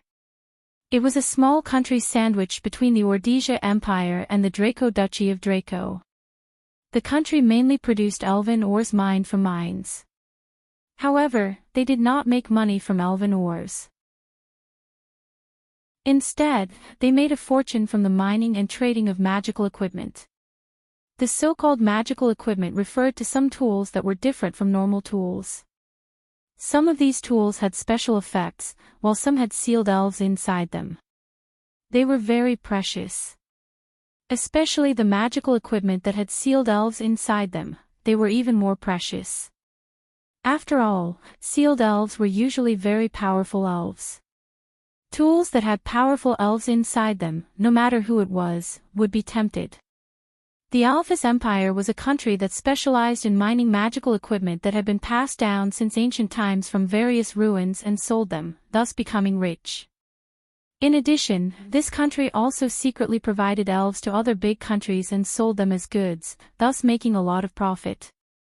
Moreover, the headquarters of the black market merchant organization, the Skeleton Alliance, was also located in this country. Therefore, the Alphys Empire was a country that was very popular. The rumors that spread from this country were basically all negative. Why? Linley was very surprised. Why is that Lena Shubble representing the theocracy of Alphys? That's right. Alice frowned. How did that small country with only negative rumors get involved with the strongest sword dancer? That's impossible, right? Even Fayana was doubtful. That person would not fight for such a country. That's right. Even Claire was on her side. Is there a mistake somewhere? While the girls were surprised, Noah remembered one of the negative rumors in the Alphys Empire. Is that the origin of the Demon King's faith? The Demon King's faith. It meant that the Demon King was the object of faith. Just like how some people believed in terrorism, the Demon King who had brought unimaginable disasters to the whole continent also had his own faith. The idea of the Demon King's faith began to appear in the Alphys Empire. In addition, the capital of the country was the birthplace of Demon King Solomon. The believers of the Demon King firmly believed that Demon King Solomon would reincarnate and come to the Alphys Empire again, leading the country and ruling the whole continent. Therefore, the Alphys Empire was the base of the believers of the Demon King. Could it be that Lena Shubble was representing the Alphys theocracy because of this? Chapter 1759. Although she was not a male, it was a fact that Lena Shubble had inherited the power of the Dark Elf King and could control it freely. In other words, there were definitely many people who believed that Lena Shubble was the Demon King. The Alphys Empire was the headquarters of magic believers and the birthplace of the former Demon King Solomon.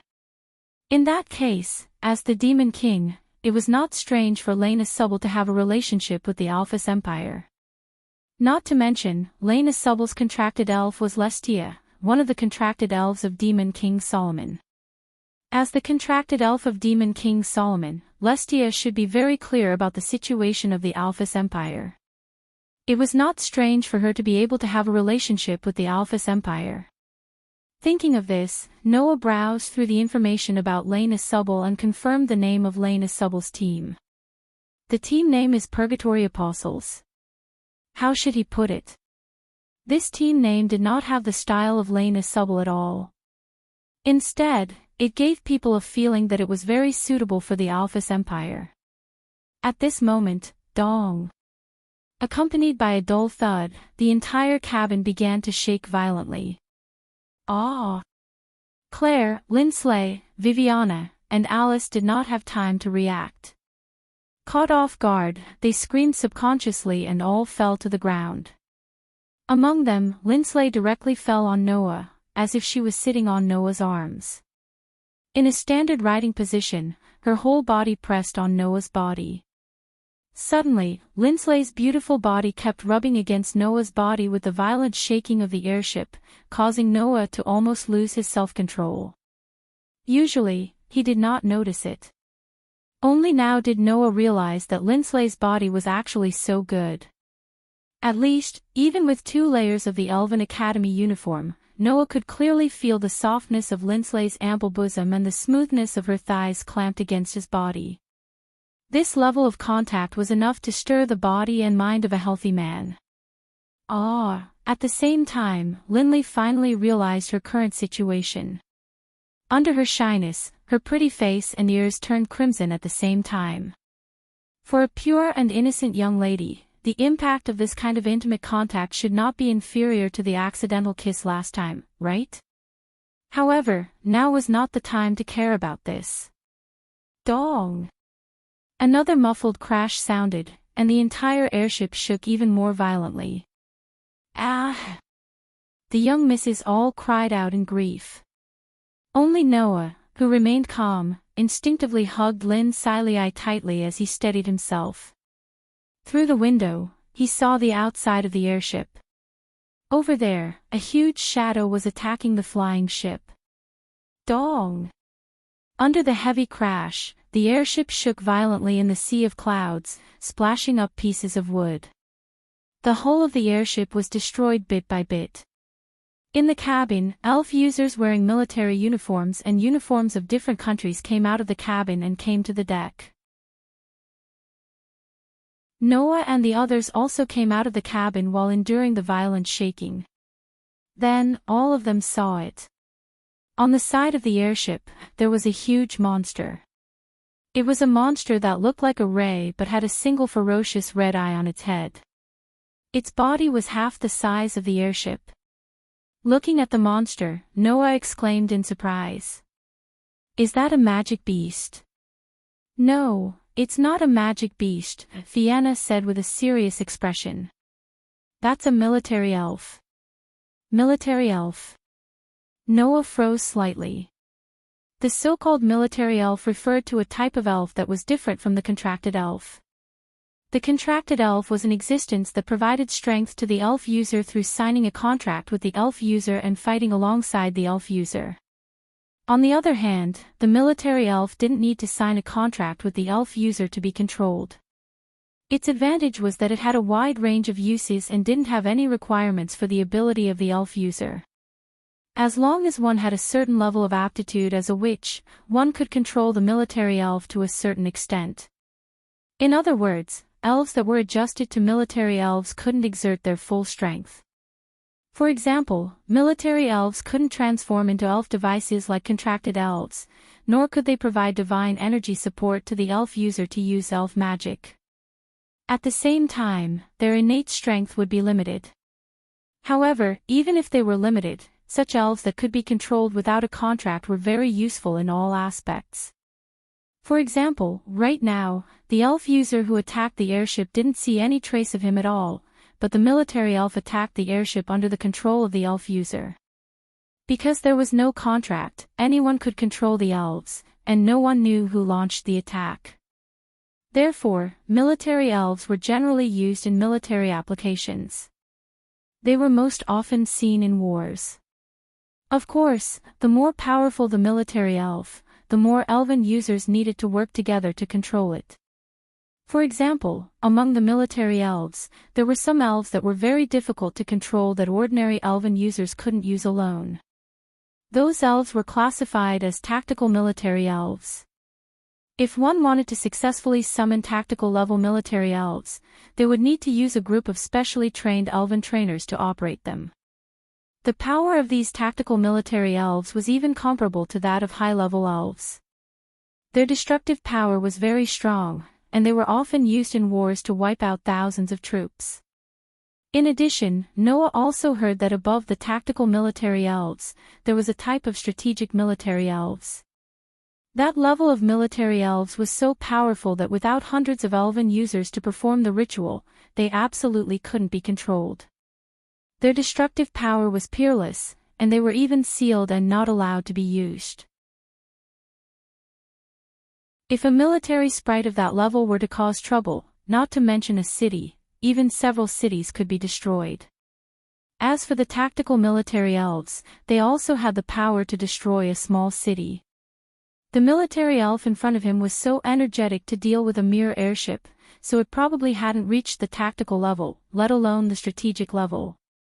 However, to ordinary elven users, the threat of a military elf was already big enough. Why would a military elf appear in a place like this? Claire first asked this question, then immediately thought of something, and her expression also became serious. I see. You want to eliminate your opponent.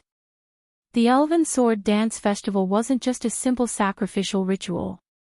It also symbolized the meaning of war between countries. After all, the country that obtained victory in the Elven Sword Dance Festival would receive the protection of the Elven King for many years, greatly increasing the country's power. This was the reason why many countries, led by the Austrian Empire, invested so much effort in nurturing Elven users and actively participated in the Elven Sword Dance Festival. Of course, some countries would rather use unscrupulous means to obtain victory. The Elven users on this airship were all participating teams from various countries. Therefore, it wasn't strange at all if a country sent out a military elf to eliminate a threat in pursuit of victory. That kind of thing doesn't matter. Alice unsheathed the knight's sword at her waist and stared closely at the ray elves outside the sea of clouds. Let's think of a way to deal with this military elf first. With that, Alice prepared to charge out. Wait! Noah immediately grabbed Alice's hand. Wah! Alice immediately cried out in surprise, her pretty face turning red as she cried out in panic. Hand! Your hand! It's just holding hands. Noah subconsciously complained. Why are you making such a fuss? What? What do you mean it's just holding hands? Alice blushed shyly and glared at Noah rather angrily. This is my first time. Noah didn't have the energy to complain. At that moment, Noah could only say, "Look around." Hearing this, Alice was slightly startled and immediately looked around.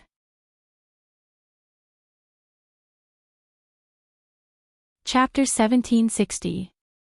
Dong! The huge ray sprite slammed into the airship, causing it to shake violently. Wood shaving sputtered from the airship. The airship floating in the sea of clouds suffered a huge impact, and its altitude dropped little by little.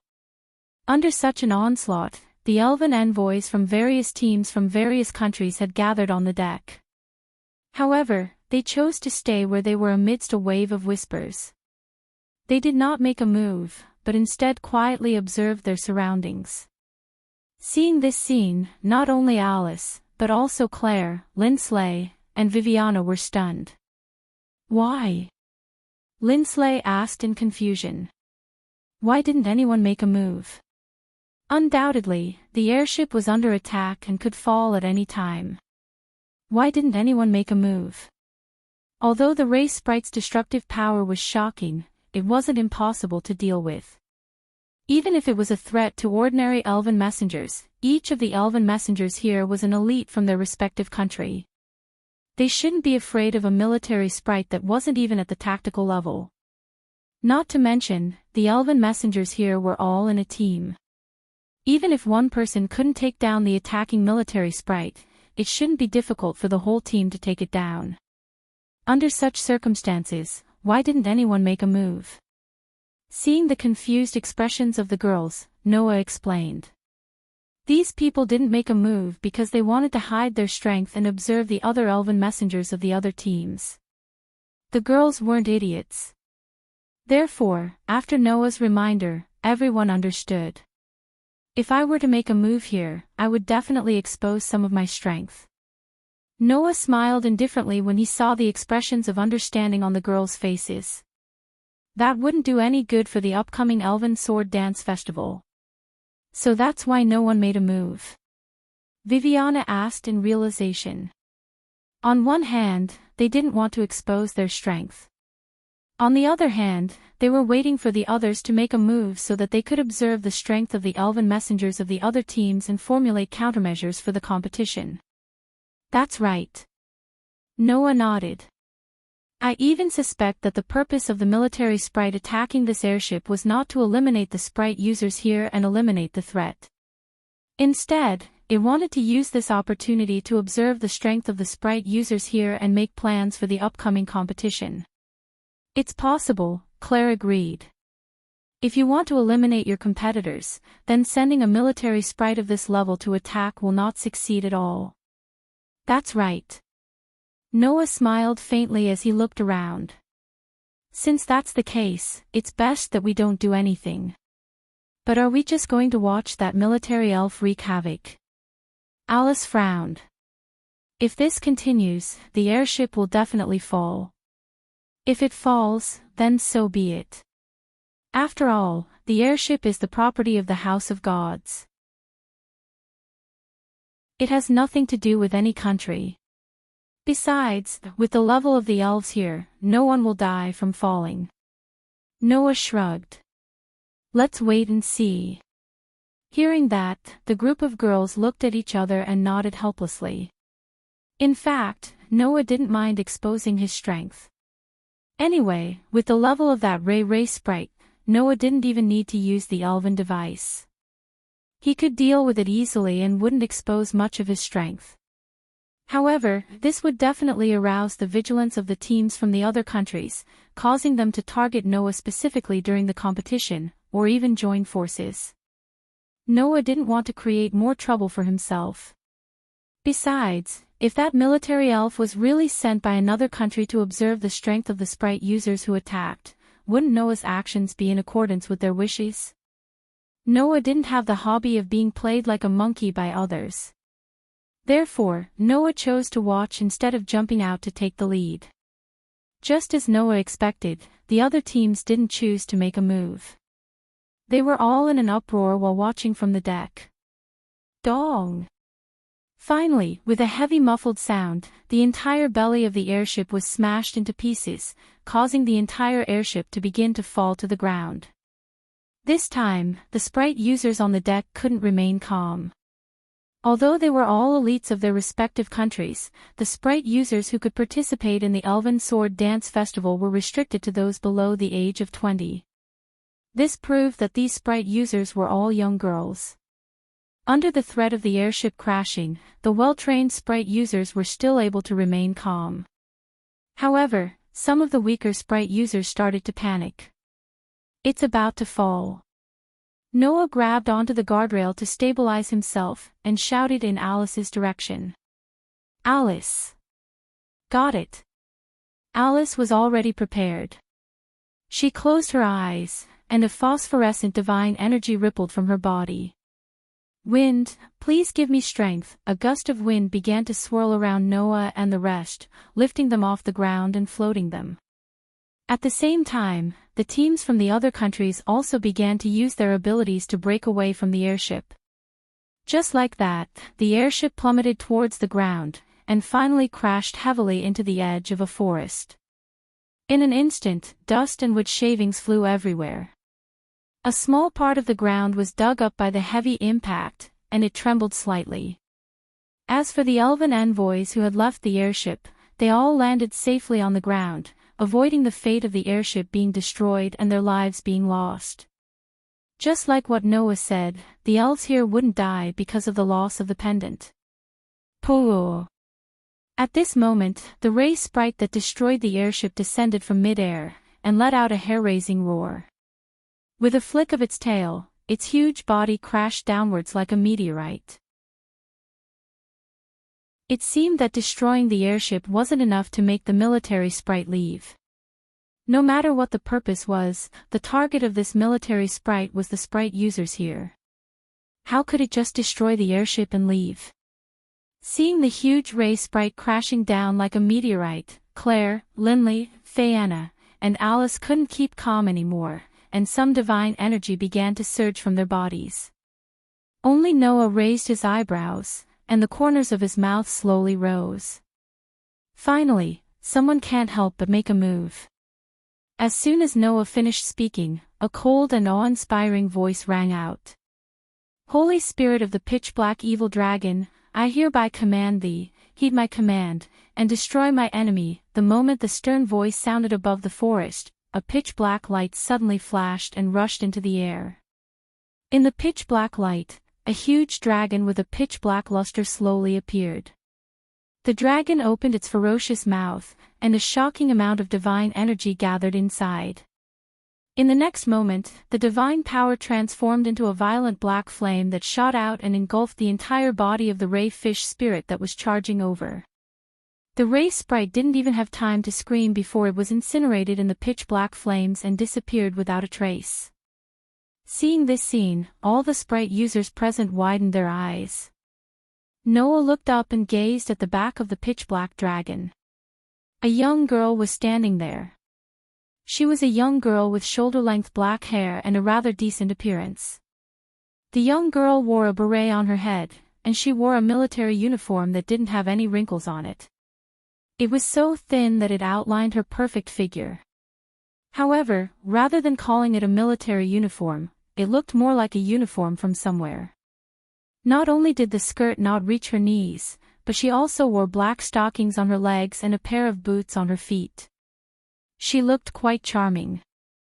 Looking at the young girl, Noah called out her name in a low voice. The trump card of the Dragon Duchy of Doragonia, Leola Lancaster. Perhaps she heard Noah's whisper, but on the pitch-black dragon, the young girl named Leola turned her head and looked in Noah's direction. Their eyes met. At this moment, Noah and Leola only had eyes for each other.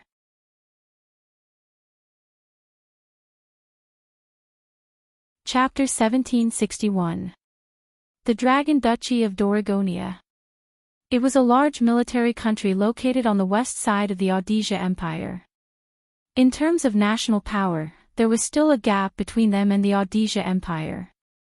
However, it was still one of the largest countries on the continent and definitely not below any other country. Moreover, the Dragon Duchy of Doragonia worshipped the dragon tribe, which was at the top of all magic beasts. They were inclined to communicate with dragon elves. Every elven envoy that could contract a dragon elf was extremely powerful.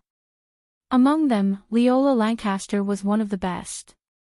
Not only was Leola Lancaster the trump card of the Dragon Duchy of Doragonia, she was also the leader of the Dragon Emperor Knights that represented the country at the Elven Sword Dance Festival. In the Dragon Duchy of Doragonia, Leola was revered as the daughter of the Dragon Duchy. In other words, Leola was equivalent to the princess of the Dragon Duchy of Doragonia. In the information released by the Elven Academy, she was evaluated to be at least on the same level as Versilia Eva. And Versilia was publicly recognized as the strongest person in the Elven Academy before Noah entered the academy. Moreover, at that time, Versilia had transplanted her spell inscriptions and was quite powerful. She was enough to be the trump card of the Rhodesia Empire. Leola was at least on the same level as Versilia. This was enough to show how powerful this elven envoy was. In fact, it was clear from Leola's performance just now. She had the strength to defeat a military elf in one strike. She was probably one of the most powerful contestants in this Elven Sword Dance Festival. Of course, Noah and Liena Subble were exceptional existences. Both of them had the strength of an elven king and couldn't be counted. The other elven envoys who didn't know all this held their breaths as they watched Leola display her invincible might. Their expressions became somewhat fearful. It was clear that the Elven Sword Dance Festival would be facing an opponent of this level. Those elven envoys were starting to feel that it was truly difficult. Not only the elven envoys, but even Claire, Linley, Fayanna, and Alice's expressions became grave. In the end, it was Claire who softly muttered, "She's very strong." The group of girls nodded one after another. At this moment, the pitch-black dragon in the sky abruptly turned its head and slowly descended. Seeing this scene, the other elven envoys instinctively dodged and retreated to the side. However, Claire, Linley, Fayanna, Alice, and the other girls started to become restless. If I'm not wrong," Linley said uneasily. "That Duke Long seems to be flying towards us, right?" I think so." Fayanna didn't know what to do. What should we do?" "Don't panic," Alice's groups. No matter what, the other party won't attack us in front of so many people. Don't worry. Alice's group was Dragon Emperor. Elven envoys of envoys. Of the Elven of the Dragon Duchy. Dragons of the Dragon of the Dragon Dragon. The moment the dragon landed, a gust of wind blew in all directions with the Dragon Duchy as the center. Clang! Immediately after, a pitch-black light blossomed from the Dragon Duchy. The Dragon Duchy turned into a beam of light and gradually turned into a large sword. Leola also landed on the ground. She stretched out her hand and caught the pitch-black sword. After hanging it on her waist, she looked up and gazed at Noah.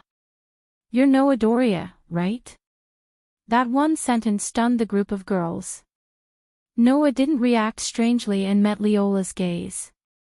It seems that the Dragon Duchy of Doragonia has collected a lot of information on the teams of other countries.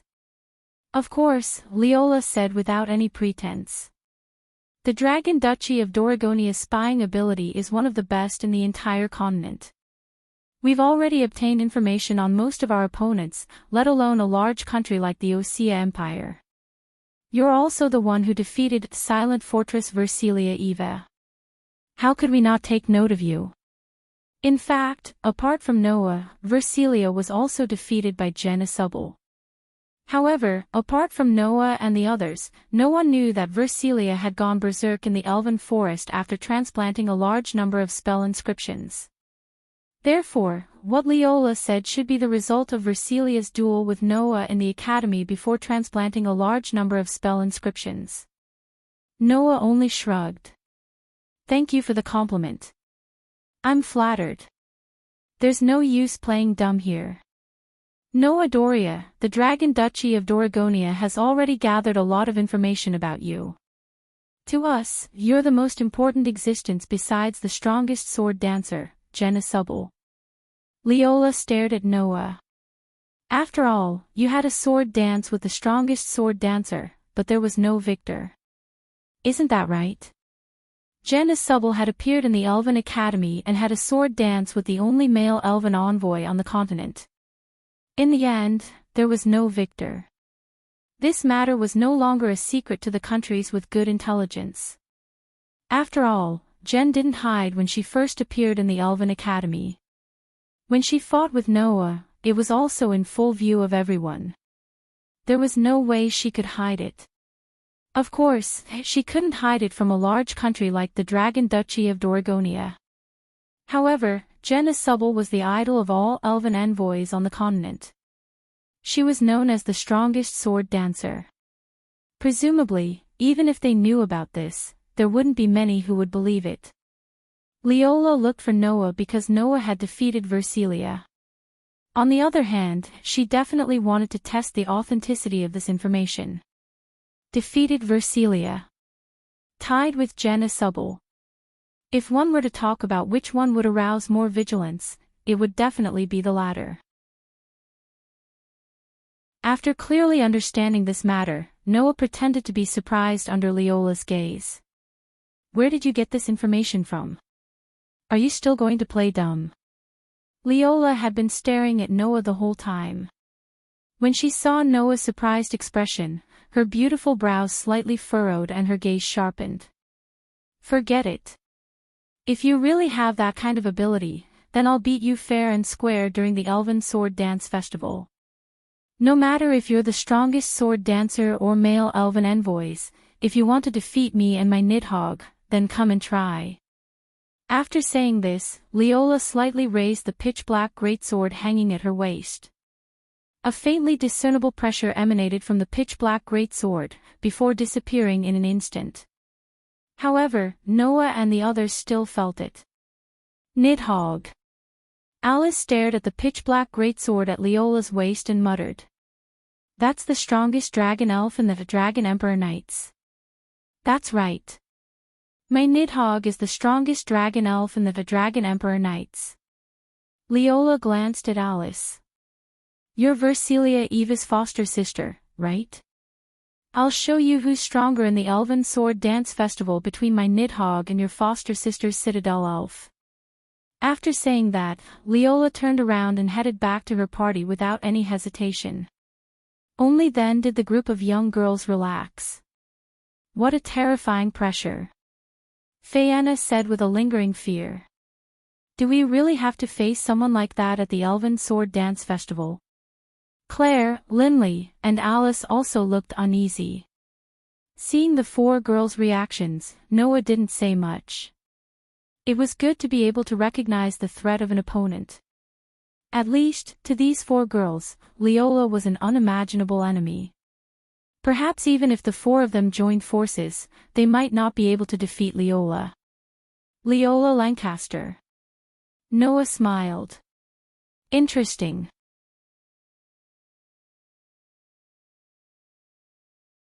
Chapter 1762. In the end, although the attacking military elves were cleanly dealt with by Leola, the flying ship suffered severe damage and was unable to continue taking off. Without any other choice, the person in charge of the ship could only request assistance from the gods' parliament and have them send another flying ship over. While waiting for the arrival of the flying ship, the elven messengers could only continue to stay where they were and rest. During this time, just like how Leola found Noah and probed him to a certain extent, the teams of the other countries also took the opportunity to interact with the teams of the other countries. They feigned civility and attempted to obtain as much information as possible that would be beneficial to them. However, there were two teams that didn't send anyone to probe.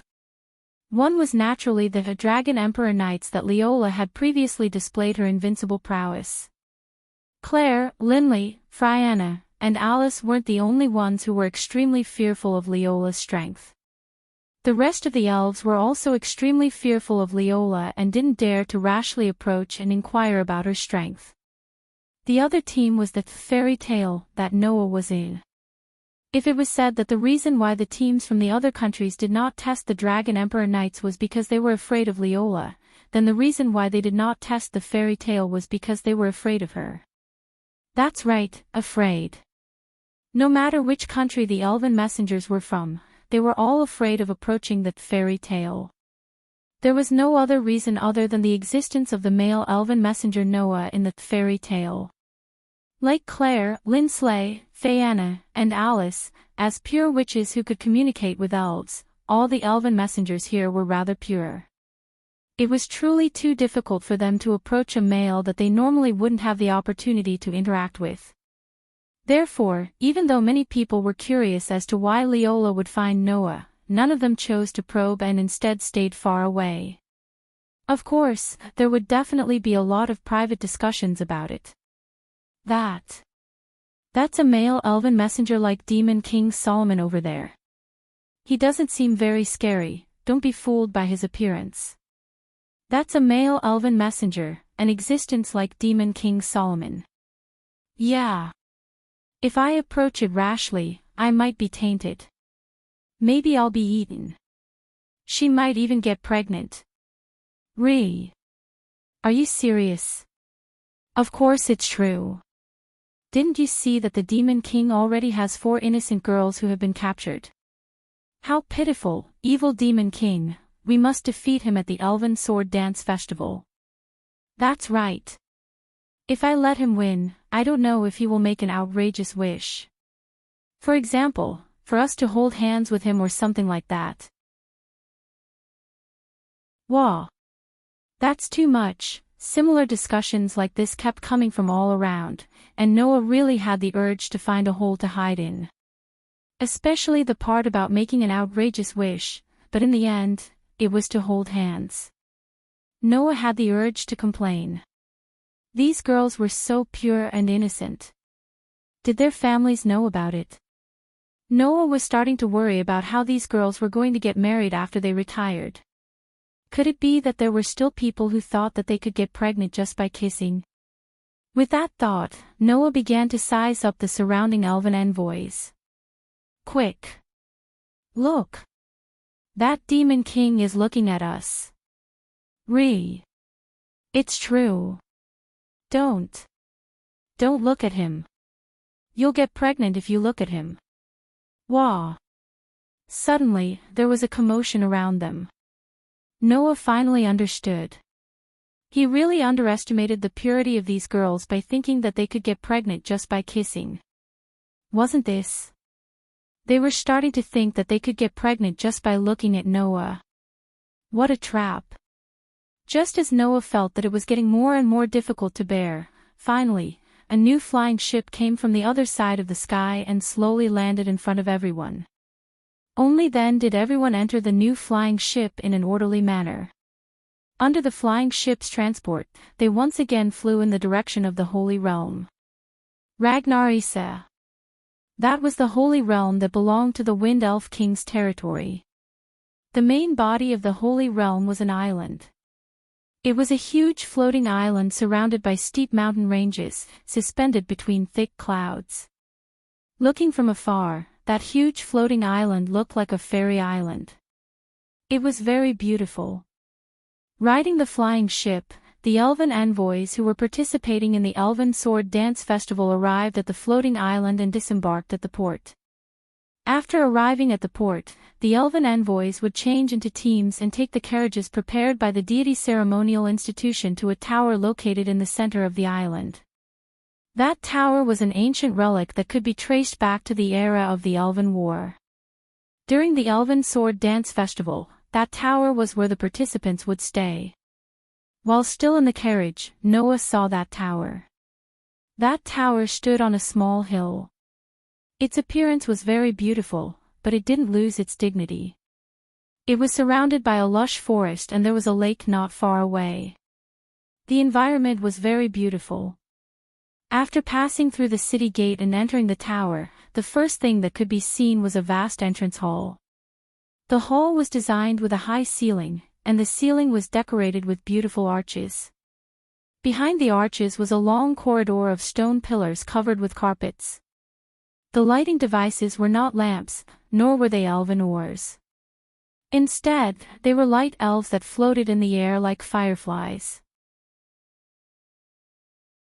At first, Noah thought that as a relic from thousands of years ago, this place would look very ancient. However, after entering, Noah discovered that although this was a relic, it had been modified many times over the past thousands of years. He could hardly see the original appearance of the relic. However, there were still some ancient carvings on the walls and pillars.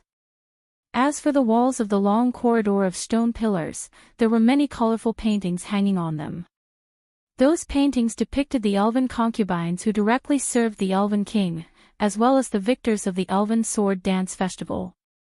Among them, there was Grey, who had won 24 years ago, and Lillian Asubble, who had won 3 years ago.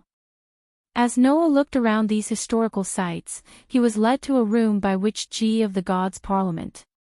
The teams that were preparing to participate in the Elven Sword Dance Festival would all be given a room.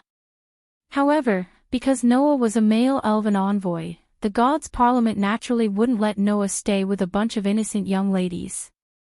Of course, Noah was only one person, so he couldn't get a room of the same size as the rest of the teams. Instead, he was assigned to a small room that was more remote. After that, of the Gods Parliament, who was leading the way for Noah, seemed to be really afraid of being sullied by Noah, and hurriedly ran away. Noah could only watch her leave speechlessly as he sat on the bed. Claire, Linley, Fayanna, and Alice should be in the room unpacking their luggage. Because Noah had put all the necessities into the gift card, he didn't bring any extra luggage. Naturally, he didn't need to spend any effort to unpack. Thus, Noah took advantage of this time to continue looking through the information given by the Alicia Elven Academy. According to the information, there were a total of 24 teams participating in the Elven Sword Dance Festival this time. It's much less than I expected. The Elven Sword Dance Festival wasn't something that could be participated in just because one wanted to.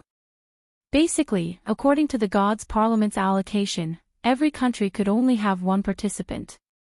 Only a few large countries with many outstanding elven envoys could have more than one participant. For example, the Alphys Empire only had one participant. The Kurna Empire, located in the east, had 2 participants. Apart from the Alicia Empire, there was only one other country that had 3 participants, Holy Georgia. As for the Draco Duchy of Dolagunia, they had 2 participants. I just don't know what kind of people are in the Purgatory Apostles. As soon as he said this, a sweet laughter suddenly sounded from Noah's room. At least, I can tell you that there's someone as scary as Lotus in there.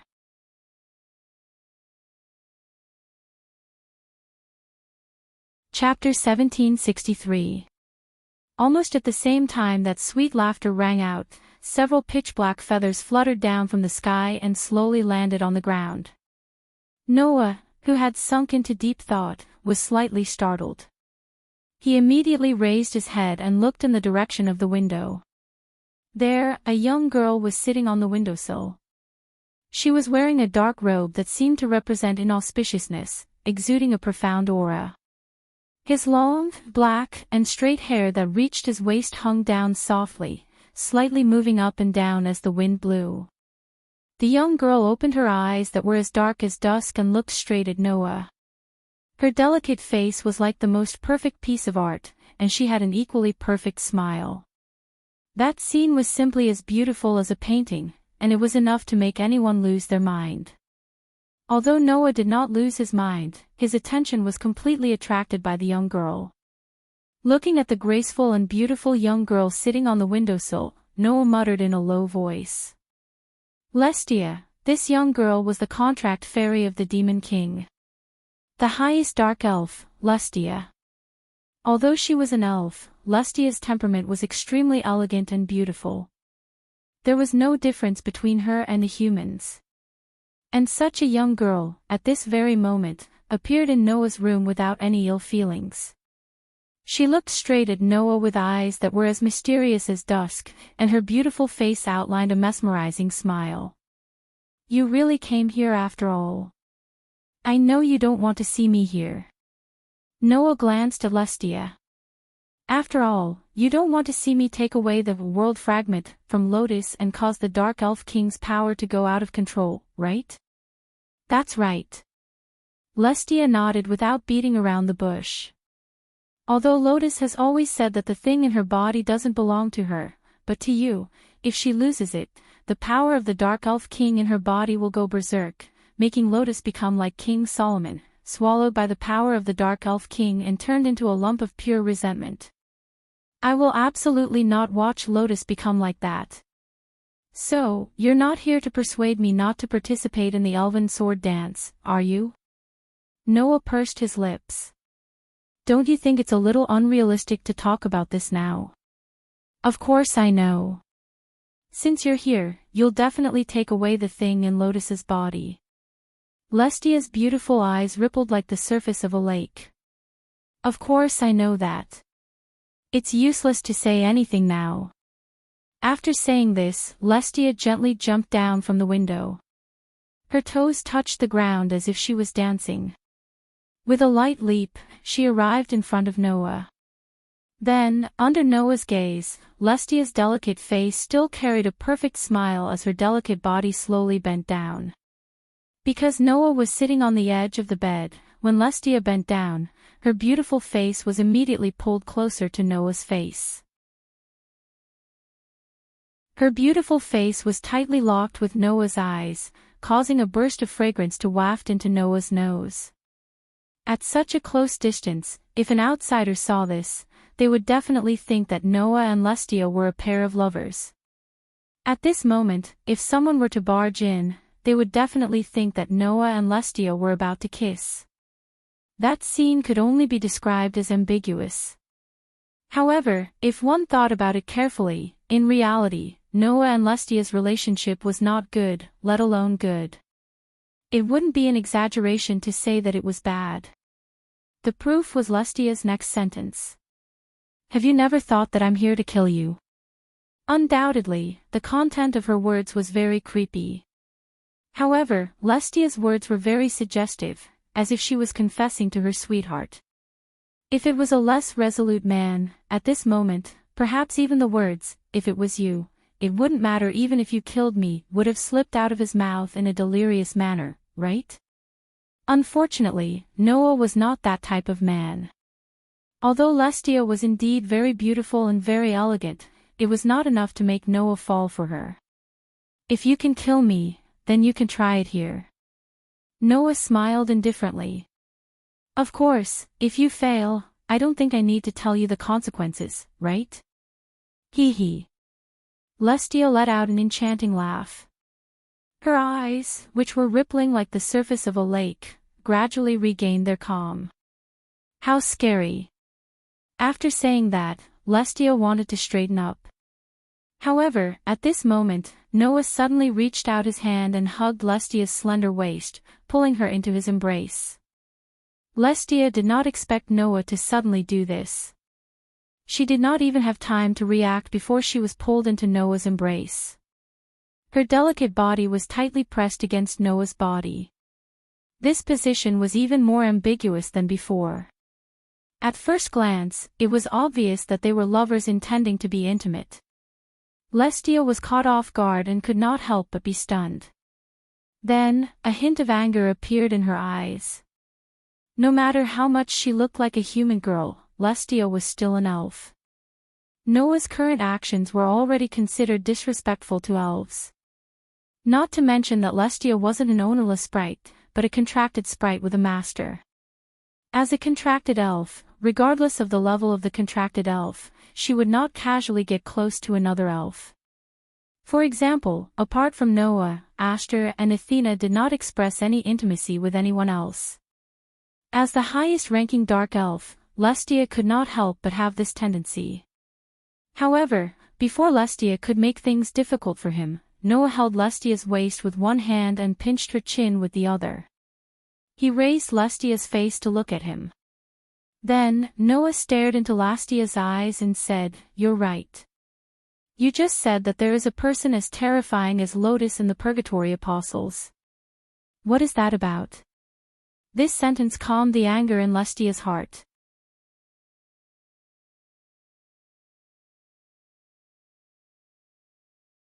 Chapter 1764.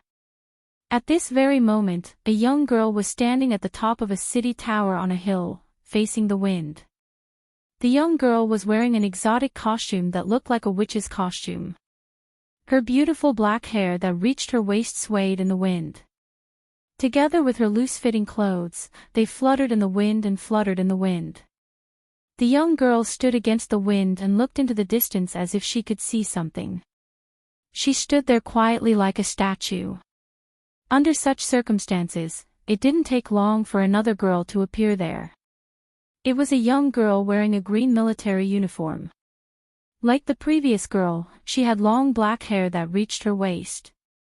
However, unlike the previous girl's aloof temperament, the young girl in the military uniform carried a sharp aura that was as cold as a blade. She wore a mask with a picture of a ghost on it. It looked quite frightening. The moment the young girl in the military uniform arrived, she immediately said with a cold voice, "It's not easy to find you, the strongest sword dancer." Hearing this, Lotus did not even turn her head. She continued to look into the distance as if she already knew who was coming. She said this in an ethereal tone. "Why are you looking for me?" "Lu." "It's best not to say that name here." The young girl in the military uniform suddenly interrupted Lotus without any hesitation.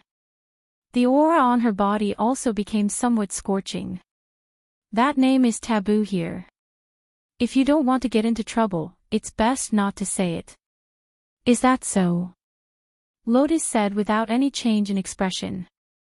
"Then what should I call you?" "Call me Red Lotus."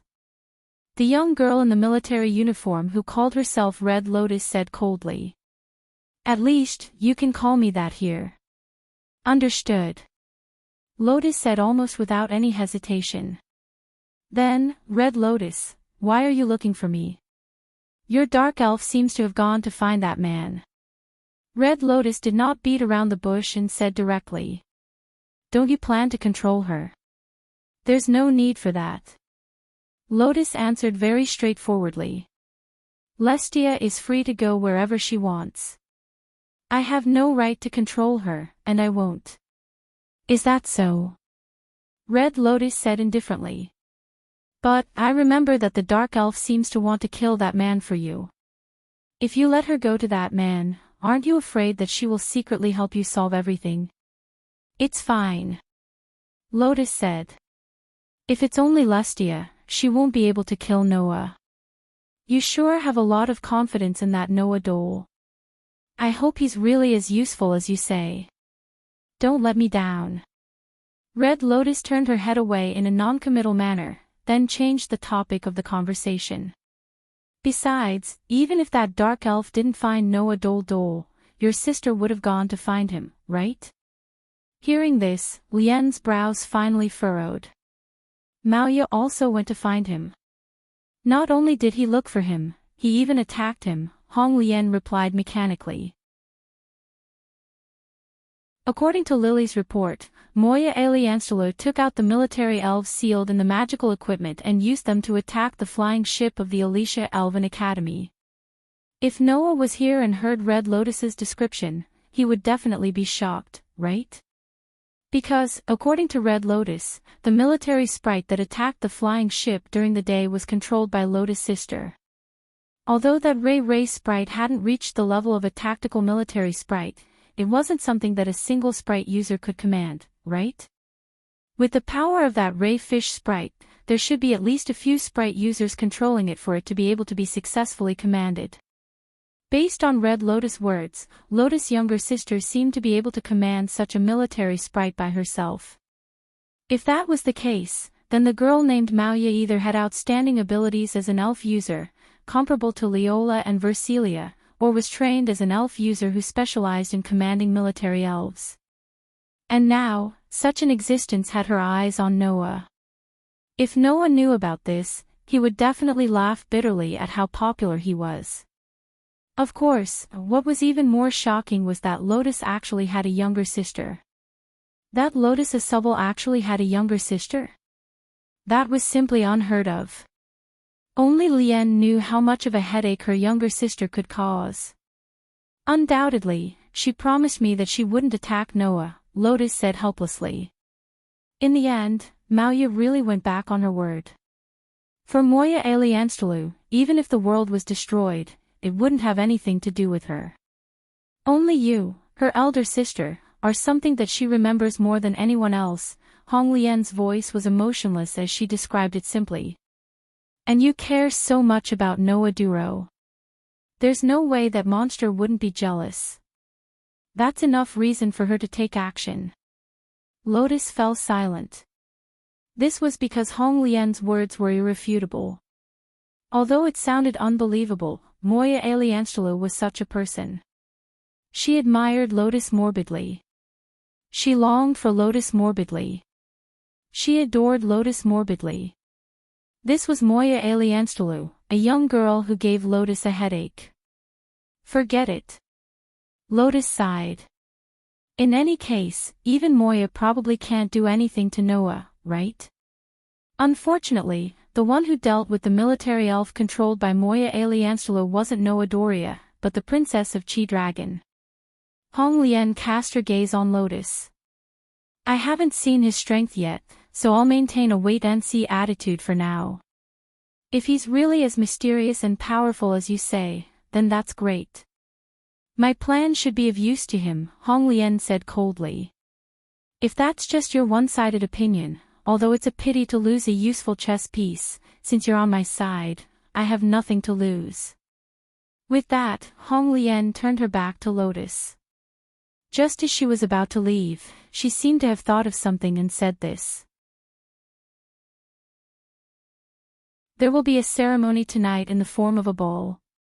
Do you want to participate? A ball? Lotus pondered for a moment, then shook her head. No need. If you want to participate, you can go with Lily. Oh. Hong Lien was surprised. I thought you would go and meet him.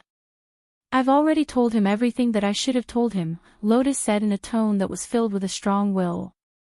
Next, I just need to communicate with my sword. That's enough. Up to you. Hong Lien was silent for a moment, then said. If that's the case, I won't participate.